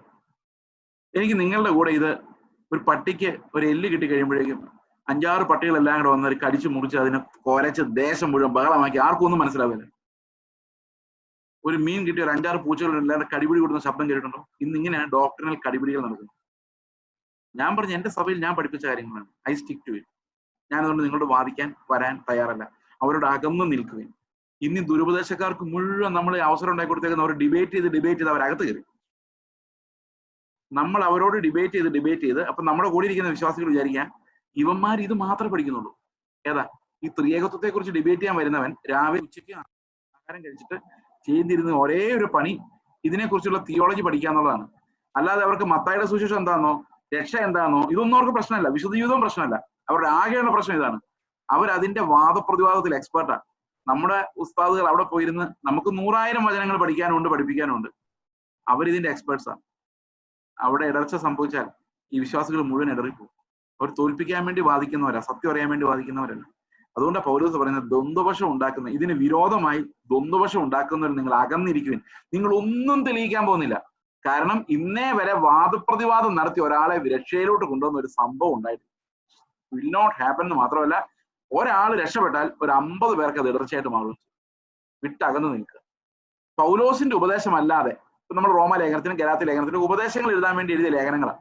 ആ ലേഖനത്തിൽ നമ്മൾ കാണുന്ന പോലത്തെ അല്ലാത്ത എല്ലാ ഉപദേശങ്ങളെയും നിങ്ങൾ വിട്ടുകളഞ്ഞേക്കാണ്. അങ്ങനെ ഒരുത്തൻ ദ്വന്ദ്വപക്ഷമായിട്ട് വന്നാൽ don't sit with him, don't even talk to him, abandon them, വിട്ടുകളഞ്ഞേ. They are not part of. അവരായിട്ടെല്ലാം തർക്കിച്ച് അവരെ ഇതിനകത്ത് കയറ്റരുത്. Keep them away. അങ്ങനെയുള്ളവർ നമ്മുടെ കർത്താവിനെ അല്ല, തങ്ങളുടെ വയറ്റിനെ എത്ര സേവിക്കുകയും ചക്കരവാക്കും മുഖസ്തുതിയും പറഞ്ഞ് സാധുക്കളുടെ ഹൃദയങ്ങളെ വഞ്ചിച്ചു കളയുകയും അത്ര ചെയ്യും. പുകഴ്ത്തി പറയുന്ന പ്രസംഗങ്ങൾ കേട്ടിട്ടുണ്ട്. ആദ്യം പ്രസംഗിക്കാൻ വിളിക്കുന്നയാള് പ്രസംഗനെ പൊക്കും. ഇത്ര വിലയേറിയ ദൈവദാസിനെ നമുക്ക് കിട്ടിയത് ഭയങ്കര അത്ഭുതമാണ്. അല്ലെങ്കിൽ എന്താ, ഇദ്ദേഹം ഇല്ലായിരുന്നെങ്കിൽ കർത്താവ് ആകെ പ്രയാസപ്പെട്ടു പോയനെ എന്നുള്ള രീതിയിൽ വലിയ ആളായിട്ട് ഇൻട്രൊഡ്യൂസ് ചെയ്യും. ചെന്ന് കയറുന്നയാള് അതിനേക്കാൾ ഭയങ്കരമായിട്ട് അവരെ ഇൻട്രൊഡ്യൂസ് ചെയ്യും. അങ്ങനെ അങ്ങോട്ടും ഇങ്ങോട്ടും ഇൻട്രൊഡ്യൂസ് ചെയ്ത് ആരെ കണ്ടാലും പുകഴ്ത്തി സംസാരിച്ചു. അച്ചായനൊക്കെ ഉള്ളതുകൊണ്ടാണ് ഈ സഭ ഇങ്ങനെ നിൽക്കുന്നത്, ഞങ്ങളൊക്കെ ഉണ്ട്, ഇങ്ങനെയൊക്കെ പറഞ്ഞുള്ള ഒരു പുകഴ്ത്തിപ്പറച്ചിലുണ്ടല്ലോ ഇപ്പൊ നമ്മുടെ നേതാക്കന്മാർക്കും ശുശ്രൂഷകർക്കും. അവർ കർത്താവിന്റെ ആൾക്കാരാണോ എന്നുള്ള കാര്യം ഒന്ന് നോക്കേണ്ടതാണ്. മനുഷ്യരെ പ്രസാദിപ്പിക്കാൻ ശ്രമിക്കുകയും പുകഴ്ത്തുകയും ചെയ്യുന്നത്. നമ്മൾ മാന്യമായി അങ്ങോട്ടും ഇങ്ങോട്ടും ഒക്കെ ബഹുമാനിക്കണം. That's right. പരസ്പരം ഒരു നല്ല വാക്ക് പറഞ്ഞുകൊണ്ട് തെറ്റാന്നല്ല ഞാൻ പറയും. If that's what we are doing as a custom, that's what we are doing as a habit. ഈ ദുരുപദേശത്തിന്റെ ഒരു പ്രധാന പരിപാടി അതാണ്. They look very attractive, they look very loving, they look very supernatural. കഴിഞ്ഞ ദിവസം ഒരു ഞങ്ങളുടെ ചർച്ചിലുള്ള ഒരു ഭവനത്തിൽ, കഴിഞ്ഞ ദിവസമല്ല 2-3 വർഷം മുമ്പ്, ഞങ്ങളുടെ ചർച്ച വരുന്നതിന് മുമ്പാ, അവിടെ ഒരു ഫാമിലി ചെന്നു. ഭയങ്കര വിശ്വാസികൾ, അവർക്ക് സ്വത്തൊന്നും സ്വരൂപിക്കുന്നില്ല, എല്ലാ പാവങ്ങൾക്കും കൊടുത്തേക്കുവാ.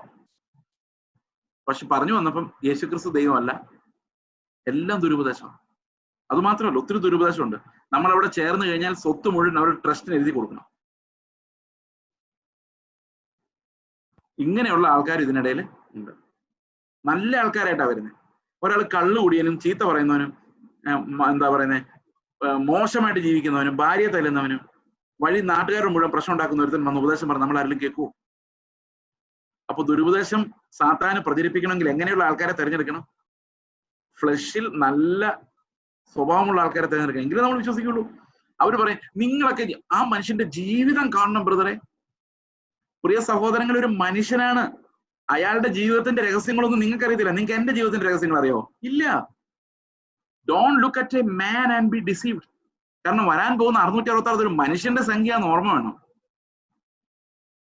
So never look at human richesness and marvel, oh what a riches man. അങ്ങനെ ചോദിക്കരുത്, എന്നെ നോക്കി ചോദിക്കരുത്, അപകടമാണ്. Because except God no one is riches. കർത്താവ് പറഞ്ഞൊരു കാര്യമാണ്, ദൈവമല്ലാതെ നല്ലവൻ ആരും ഇല്ല എന്ന് കർത്താവ് പറയുമ്പോൾ none of us has completed that righteousness except Christ. ക്രിസ്തുവും ആ നീതി പൂർത്തിയാക്കുന്നത് വരെ സ്വയം നല്ലവനെന്ന് വിളിക്കാൻ പോലും തയ്യാറാകാതെ ഹംബിളായിട്ട് താനിരുന്ന് അനുസരണം പഠിച്ചു. That's a great example for us. Never be deceived by good people, angelic people. They may give you a false doctrine. ദൂതന്മാർ വന്ന് പറഞ്ഞാലും എന്ന് പറഞ്ഞു, ദൈവദൂതനെ പോലുള്ളവർ വന്ന് പറഞ്ഞാലും don't change the doctrine, because if you change the doctrine you cannot be victorious over sin. Okay, ഇനി 1-ാം അധ്യായവും 16-ാം അധ്യായവും ഒക്കെ ഒന്ന് തന്നെയാണെന്ന് കണ്ടാണ്, ഒരേ രീതിയിലാണ് തുടക്കം അവസാനം. അതുകൊണ്ട് നമുക്ക് ഒന്നിച്ചങ്ങ് വായിച്ച അവസാനം. ആദ്യം വായിച്ച മറന്നുപോയാൽ അതുകൊണ്ട് ഞാൻ അവസാനം വായിക്കാന്ന് വെച്ചത്. 20-ാം വാക്യം. നിങ്ങളുടെ അനുസരണം പരക്കെ എല്ലാവർക്കും പ്രസിദ്ധമായിരിക്കും. ഇത് നമ്മൾ 1-ാമത്തെ അധ്യായത്തിലുള്ള വാക്യങ്ങൾ തന്നെയാണ്. അതുകൊണ്ട് ഞാൻ നിങ്ങൾ നിമിത്തം സന്തോഷിക്കുന്നു. എങ്കിലും നിങ്ങൾ നന്മയ്ക്ക് ജ്ഞാനികളും തിന്മയ്ക്ക് അജ്ഞന്മാരുമാകണമെന്ന് ഞാൻ ഇച്ഛിക്കുന്നു. അടുത്ത വാക്യം. സമാധാനത്തിന്റെ ദൈവമോ വേഗത്തിൽ സാത്താനെ നിങ്ങളുടെ കാൽ കീഴെ ചതച്ചു കളയും. നമ്മുടെ കർത്താവായ യേശുക്രിസ്തുവിന്റെ കൃപ നിങ്ങളോടൊപ്പം ഇരിക്കുമാറാകട്ടെ. ഓക്കെ, ഇനി കുറച്ച് പേരുകളൊക്കെ ഉണ്ട്. ഈ ലേഖനം ആരെഴുതിയതെന്ന് നിങ്ങൾക്ക് പറയാം? പൗലോസ് അല്ല ഇത് എഴുതിയത് കേട്ടോ. പൗലോസ് പറഞ്ഞു കൊടുത്ത് ഒരാളെ കൊണ്ട് എഴുതിപ്പിക്കും. ഈ ലേഖനം എഴുതുന്ന തെർത്തോസ് എന്ന ഞാൻ നിങ്ങളെ കർത്താവിൽ വന്ദനം ചെയ്യുന്നു. ഓക്കെ. സമാധാനത്തിന്റെ ദൈവമോ വേഗത്തിൽ സാത്താനെ നിങ്ങളുടെ കാൽക്കീഴിൽ ചതച്ചു കളയും. നമ്മുടെ കർത്താവ് യേശുക്രിസ്തുവിന്റെ കൃപ നിങ്ങളോട് ഇരിക്കുമാറാകട്ടെ. എന്റെ കൂട്ടുവേലക്കാരനായ തിമോത്തിയോസും എന്റെ ചാർച്ചക്കാരായ ലൂക്യോസും യാസോസും സോസിപത്രോസും നിങ്ങളെ വന്ദനം ചെയ്യുന്നു. അപ്പൊ പേരുകളിലോട്ട് പിന്നെയും പ്രവേശിക്കുകയാണ്. ഓക്കെ. ഈ ലേഖനം എഴുതിയ തെർത്തോസ് എന്ന ഞാൻ നിങ്ങളെ കർത്താവിൽ വന്ദനം ചെയ്യുന്നു. എനിക്കും സർവ്വസഭയ്ക്കും അതിഥി സൽക്കാരം ചെയ്യുന്ന ഗായോസ് നിങ്ങളെ വന്ദനം ചെയ്യുന്നു. നിസ്സാര കാര്യമല്ല കേട്ടോ, സകല സഭയ്ക്കും അതിഥി സൽക്കാരം. നമ്മുടെ കൂട്ടത്തിൽ ഏറ്റവും മിടുക്കനുമായ ആൾക്കാർക്കും പാസ്റ്റർമാർക്കും അല്ല. ഇപ്പൊ ഗൾഫിലൊക്കെ ചെല്ലുമ്പം അതിഥി സൽക്കാരം. ഞാൻ സത്യം പറഞ്ഞാല് ചെറുപ്പകാലത്ത് വെജിറ്റേറിയൻ ആയിരുന്നു, പ്യൂർ വെജിറ്റേറിയൻ. പ്രസംഗിക്കാൻ തുടങ്ങി, എല്ലാം കഴിക്കാൻ തുടങ്ങി, യൂറിക് ആസിഡായി, കാലിന് വേദനയായി. അവസാനം ഞാനൊരു തീരുമാനം എടുത്തു, തിന്ന് മരിക്കുന്നേക്കാൾ നല്ലത് ജീവിച്ച് മരിക്കുന്നതാണ്. അതുകൊണ്ട് പ്രസംഗം കൂടിയപ്പോ ഞാൻ പിന്നെയും വെജിറ്റേറിയനായി. അപ്പൊ നേരത്തെ പറയും എനിക്ക് ഒരു കറി ചോറ് മതി. പക്ഷെ ഈ അതിഥി സൽക്കാരം ആചരിക്കുന്നവർക്ക് സഹിക്കാൻ പറ്റില്ല. അവർക്ക് എന്തെങ്കിലും കഴിച്ചേ പറ്റും. ആ കൊടുക്കുന്നതിന്റെ ഒരു സുഖമാണ്. അതിഥി സൽക്കാരം ആചരിക്കുന്നവർക്ക് അതൊരു ഭയങ്കര, പക്ഷെ അതിനകത്തൊരു ഫ്ലഷും ഉണ്ട്, ജഡവും ഉണ്ട്, ഇല്ലെന്ന് പറയാൻ പറ്റില്ല. പ്രത്യേകിച്ച് സഹോദരിമാർക്ക് അവർ നല്ല കുക്ക് ചെയ്ത് കഴിഞ്ഞാൽ അതിന്റെ ഒരു ഗമ, ആ ഗമ അവർക്ക് വേണം. നല്ല കാര്യമാണ്, കൊടുക്കാൻ സന്തോഷമേ ഉള്ളൂ. നമ്മൾ പക്ഷെ തിന്നുന്നതിലും കുടിക്കുന്നതിലും അല്ല ദൈവരാജ്യം ആകെ ആദ്യം മനസ്സിലാക്കണം. Even if we become Martha കൊണ്ട് വലിയ കാര്യമില്ല, മറിയ ആവുന്നതാണ് എപ്പോഴും നല്ലത്. ഓക്കെ, നിങ്ങളെ ഞാൻ നിരുത്സാഹപ്പെടുത്തുന്നില്ല. സകലർക്ക് അതിഥി സൽക്കാരം ആചരിക്കാൻ ദൈവം നിങ്ങൾക്ക് ഇനിയും കൃപ നൽകട്ടെ. അതിഥി സൽക്കാരം ആചരിച്ച് ഞാൻ ഇങ്ങനെ ആയതല്ല. ഞാൻ ഇങ്ങനെ ആയ ശേഷമാണ് അതിഥി സൽക്കാരം ആസ്വദിക്കാൻ ഇറങ്ങിയത്. അപ്പോ ഈ കഴിക്കുന്നവരെ കുറിച്ച് ഒരു ഓർമ്മ നിങ്ങൾക്കുള്ളത് നല്ലതായിരിക്കണം. കാരണം എല്ലാ ദിവസവും മീറ്റിങ്ങിന് പോകുന്ന ഞാൻ എല്ലാ ദിവസവും സ്പെഷ്യൽ അടിച്ചാലുള്ള എന്റെ അവസ്ഥ എന്തായിരിക്കും? അതുകൊണ്ട് രണ്ടും കൽപ്പിച്ച് അതങ്ങ് നിർത്തി. ഓക്കെ, ഇതൊക്കെ ഇങ്ങനെയുള്ള മുൻകരുതൽ എടുക്കേണ്ടി വരുന്നത് ഇങ്ങനെ ഗായോസിനെ പോലെ കൃപ ലഭിച്ച ഒത്തിരി പേര് ചില സഭകളിൽ ഉണ്ടായിരിക്കും. അതാണ്. അപ്പൊ അതിഥി സൽക്കാരം എന്ന് പറയുന്നത് നമ്മൾ മുതിർന്ന ആൾക്കാരെയും പേരുള്ളവരെ സൽക്കരിക്കുന്നതാണ്. വഴിയെ പോകുന്ന അഗതികളെ വിളിച്ച്, അതാണ് അന്നത്തെ സാഹചര്യം. സഭകളിൽ ദരിദ്രന്മാരെ വിളിച്ച് അവരെ അതിഥികളായി സ്വീകരിച്ച് അവരെ നോക്കുന്ന ആ ഒരു മിനിസ്ട്രി, അതൊരു കൃപാവരമാണ്. ഞാൻ പറഞ്ഞില്ലേ, നമ്മുടെ ക്യാരക്ടറിനെല്ലാം ഒരു കൃപാവരത്തിന്റെ തലത്തിലേക്ക് വരുമ്പോൾ ഭയങ്കര ഡിഫറൻസ് ആണ്. ഓക്കെ, ഇനി എനിക്കും സർവ്വസഭയ്ക്കും അതിഥി സൽക്കാരം ചെയ്യുന്ന ഗായോസ് നിങ്ങളെ വന്ദനം ചെയ്യുന്നു. പട്ടണത്തിന്റെ ഭണ്ഡാര വിചാരകനായ എരസ്തോസും സഹോദരനായ കൊർത്തോസും നിങ്ങളെ വന്ദനം ചെയ്യുന്നു. പൂർവ്വകാലങ്ങളിൽ മറഞ്ഞിരുന്നിട്ട് ഇപ്പോൾ വെളിപ്പെട്ടു വന്നതും സത്യദൈവത്തിന്റെ നിയോഗപ്രകാരം സകല ജാതികൾക്കും വിശ്വാസത്തിന്റെ അനുസരണത്തിനായി പ്രവാചകന്മാരുടെ എഴുത്തുകളിൽ അറിയിച്ചിരിക്കുന്നതുമായ മർമ്മത്തിന്റെ വെളിപ്പാടിന് അനുസരണമായുള്ള എന്റെ സുവിശേഷത്തിനും യേശുക്രിസ്തുവിനെ കുറിച്ചുള്ള പ്രസംഗത്തിനൊത്തോണ്ട് നിങ്ങളെ സ്ഥിരപ്പെടുത്താൻ കഴിയുന്ന ഏകജ്ഞാനിയായ ദൈവത്തിന് യേശുക്രിസ്തു മുഖാന്തരം നീക്ക് മഹത്വം ഉണ്ടാകുന്നതാണ്. ഒരു വാക്ക് മാത്രമല്ല, ഏറ്റവും പ്രധാനമായിട്ട് വിശ്വാസത്തിന്റെ അനുസരണം. ഇത് നമ്മുടെ റോമാലേഖനം 1:6 സകല ജാതികളിലും വിശ്വാസത്തിന് അനുസരണം വരുത്തേണ്ടത്. പ്രിയ സഹോദരങ്ങളെ, ജഡത്തിലുള്ള അനുസരണം ദൈവത്തിന് പ്രസാദമല്ല. വിശ്വാസമില്ലാത്ത എല്ലാ പ്രവൃത്തികളും ഡെഡാണ്. നമ്മുടെ ഉള്ളിൽ ദൈവം തരുന്ന അതിവിശുദ്ധ വിശ്വാസം, ആ അതിവിശുദ്ധ വിശ്വാസം നമ്മുടെ ഹൃദയങ്ങളെ വിശുദ്ധീകരിച്ചിട്ട് ആ ഹൃദയങ്ങളുടെ വിശുദ്ധീകരണത്തിൽ നിന്നുണ്ടാകുന്ന ക്യാരക്ടർ മാറ്റത്തിൽ നിന്ന് വരുന്ന അനുസരണത്തിലാണ് ദൈവം പ്രസാദിക്കുന്നത്. ആ അനുസരണം നിങ്ങളിൽ ഉണ്ടാക്കാൻ വേണ്ടിയാണ് റോമാലേഖനം കേട്ടത്. നമ്മളെല്ലാം റോമാലേഖനം കേട്ടത് എന്തിനു വേണ്ടിയാണെന്നറിയോ? നമ്മുടെ ഉള്ളിൽ വിശ്വാസം നമുക്ക് പരിവർത്തനം വരുത്തുകയും ആത്മാവിന്റെ വിശദീകരണം പ്രാപിക്കുകയും അത് ഒരു ഭയങ്കര സുപ്പീരിയർ ലെവൽ ഓഫ് ഒബീഡിയൻസിലേക്ക് നമ്മളെ നയിക്കാനും വേണ്ടിയാണ് നമ്മൾ റോമാലേഖനം പഠിച്ചത്. അപ്പൊ നമ്മുടെ വിശ്വാസം എന്തായി മാറണം? That faith should become obedience. It's not that you should add obedience to your faith. നിങ്ങളുടെ വിശ്വാസം ശരിയല്ലെങ്കിൽ നിങ്ങൾ പ്രവൃത്തികൾ എക്സ്ട്രാ കൂട്ടിച്ചേർക്കേണ്ടി വരും. എന്നാൽ നിങ്ങളുടെ വിശ്വാസം ജെനുവിൻ ആണെങ്കിൽ ആ വിശ്വാസത്തിന്റെ അനുസരണം ഉണ്ടാകും. That faith will become obedience and obedience will be brought out from the faith. True faith always produces obedience. Okay? ഏകജ്ഞാനിയായ ദൈവത്തിന് യേശുക്രിസ്തു മുഖാന്തരം എന്നേക്കും മഹത്വം ഉണ്ടാകട്ടെ. ഈ ഏകജ്ഞാനി എന്ന് പറയുന്നത് ക്രിസ്തുവിനെ കുറിച്ച് പറയുന്ന, ദൈവത്തെ കുറിച്ച് പറയുന്ന ഏക പിതാവ്, എന്റെ പിതാവിനെ കുറിച്ച് പറയുന്ന ഏക ദൈവം, പുത്രനെ കുറിച്ച് പറയുന്ന ഏക കർത്താവ്, പരിശുദ്ധാത്മാവിനെ കുറിച്ച് പറയുന്നത് ഏക ആത്മാവ്. എല്ലാം ഏകമാണ്, അതേ സമയത്ത് തന്നെ എല്ലാം ഒന്നുമാണ്, മൂന്നുമാണ്, ഒന്നുമാണ്. അതൊരു റെട്ടറിക് സ്റ്റൈലിൽ പറയുന്നതാണ്. ഏക ദൈവം, ഏക കർത്താവ്, ഏക ആത്മാവ്. ഇതെല്ലാം അതിനെ റെട്ടറിക് സ്റ്റൈൽ എന്ന് പറയുന്നത്. ഒരേ അർത്ഥത്തിലുള്ള കാര്യങ്ങൾ ആവർത്തിച്ച് ഒരേ ഉത്തരം വരുന്ന കാര്യങ്ങൾ ആവർത്തിച്ച് ഓക്കെ, നമുക്ക് ഒരു നിമിഷം പ്രാർത്ഥിക്കാം. ഞങ്ങളുടെ സ്വർഗസ്ഥ പിതാവേ, അങ്ങയുടെ അപ്പോസ്തലന്മാരാൽ ഞങ്ങൾക്ക് ഈ വചനങ്ങൾക്കായി സ്തോത്രം ചെയ്യുന്നു. ഞങ്ങൾ വിശ്വാസത്തിന് അനുസരണം വരുത്തക്ക രീതിയിൽ വിശുദ്ധീകരണം പ്രാപിക്കുവാൻ ഞങ്ങളെ സഹായിക്കണമേ. അവിടുത്തെ മഹത്വമേറിയ ആ ശുശ്രൂഷ, സുവിശേഷ വേല കർത്താവേ, അത് ഞങ്ങളെ ജീവിപ്പിച്ചു. അനേകരിലേക്ക് അത് ജീവനായി പകരുവാൻ, പൗലോസിനെ പോലെ കടപ്പെട്ടിരിക്കുവാൻ, ആ വിശ്വാസത്തിന്റെ നീതിക്ക് വേണ്ടി പകരക്കാരനായ ക്രിസ്തു ഞങ്ങളിൽ ജീവിച്ച് ഞങ്ങളിൽ വരുന്ന വിശുദ്ധീകരണത്തിന് വേണ്ടി ഞരക്കത്തോടെ കാത്തിരിക്കുവാൻ, അങ്ങയുടെ വരവിനായി ഒരുങ്ങിയിരിക്കുവാൻ കർത്താവെ ഞങ്ങളെ സഹായിക്കണമേ. ഞങ്ങളുടെ അകത്തെ മനുഷ്യൻ ശക്തിയോടെ ബലപ്പെട്ട് അങ്ങയുടെ ഇഷ്ടം പൂർത്തീകരിക്കുവാൻ തക്കവണ്ണം അവിടുത്തെ വിശുദ്ധീകരണം ദൈവം ഞങ്ങൾക്ക് അവിടെ ദാനമായി നൽകണമേ. നന്ദിയോടെ സ്തോത്രം. കർത്താവ് യേശു ക്രിസ്തുവിന്റെ നാമത്തിൽ തന്നെ. ആമേൻ.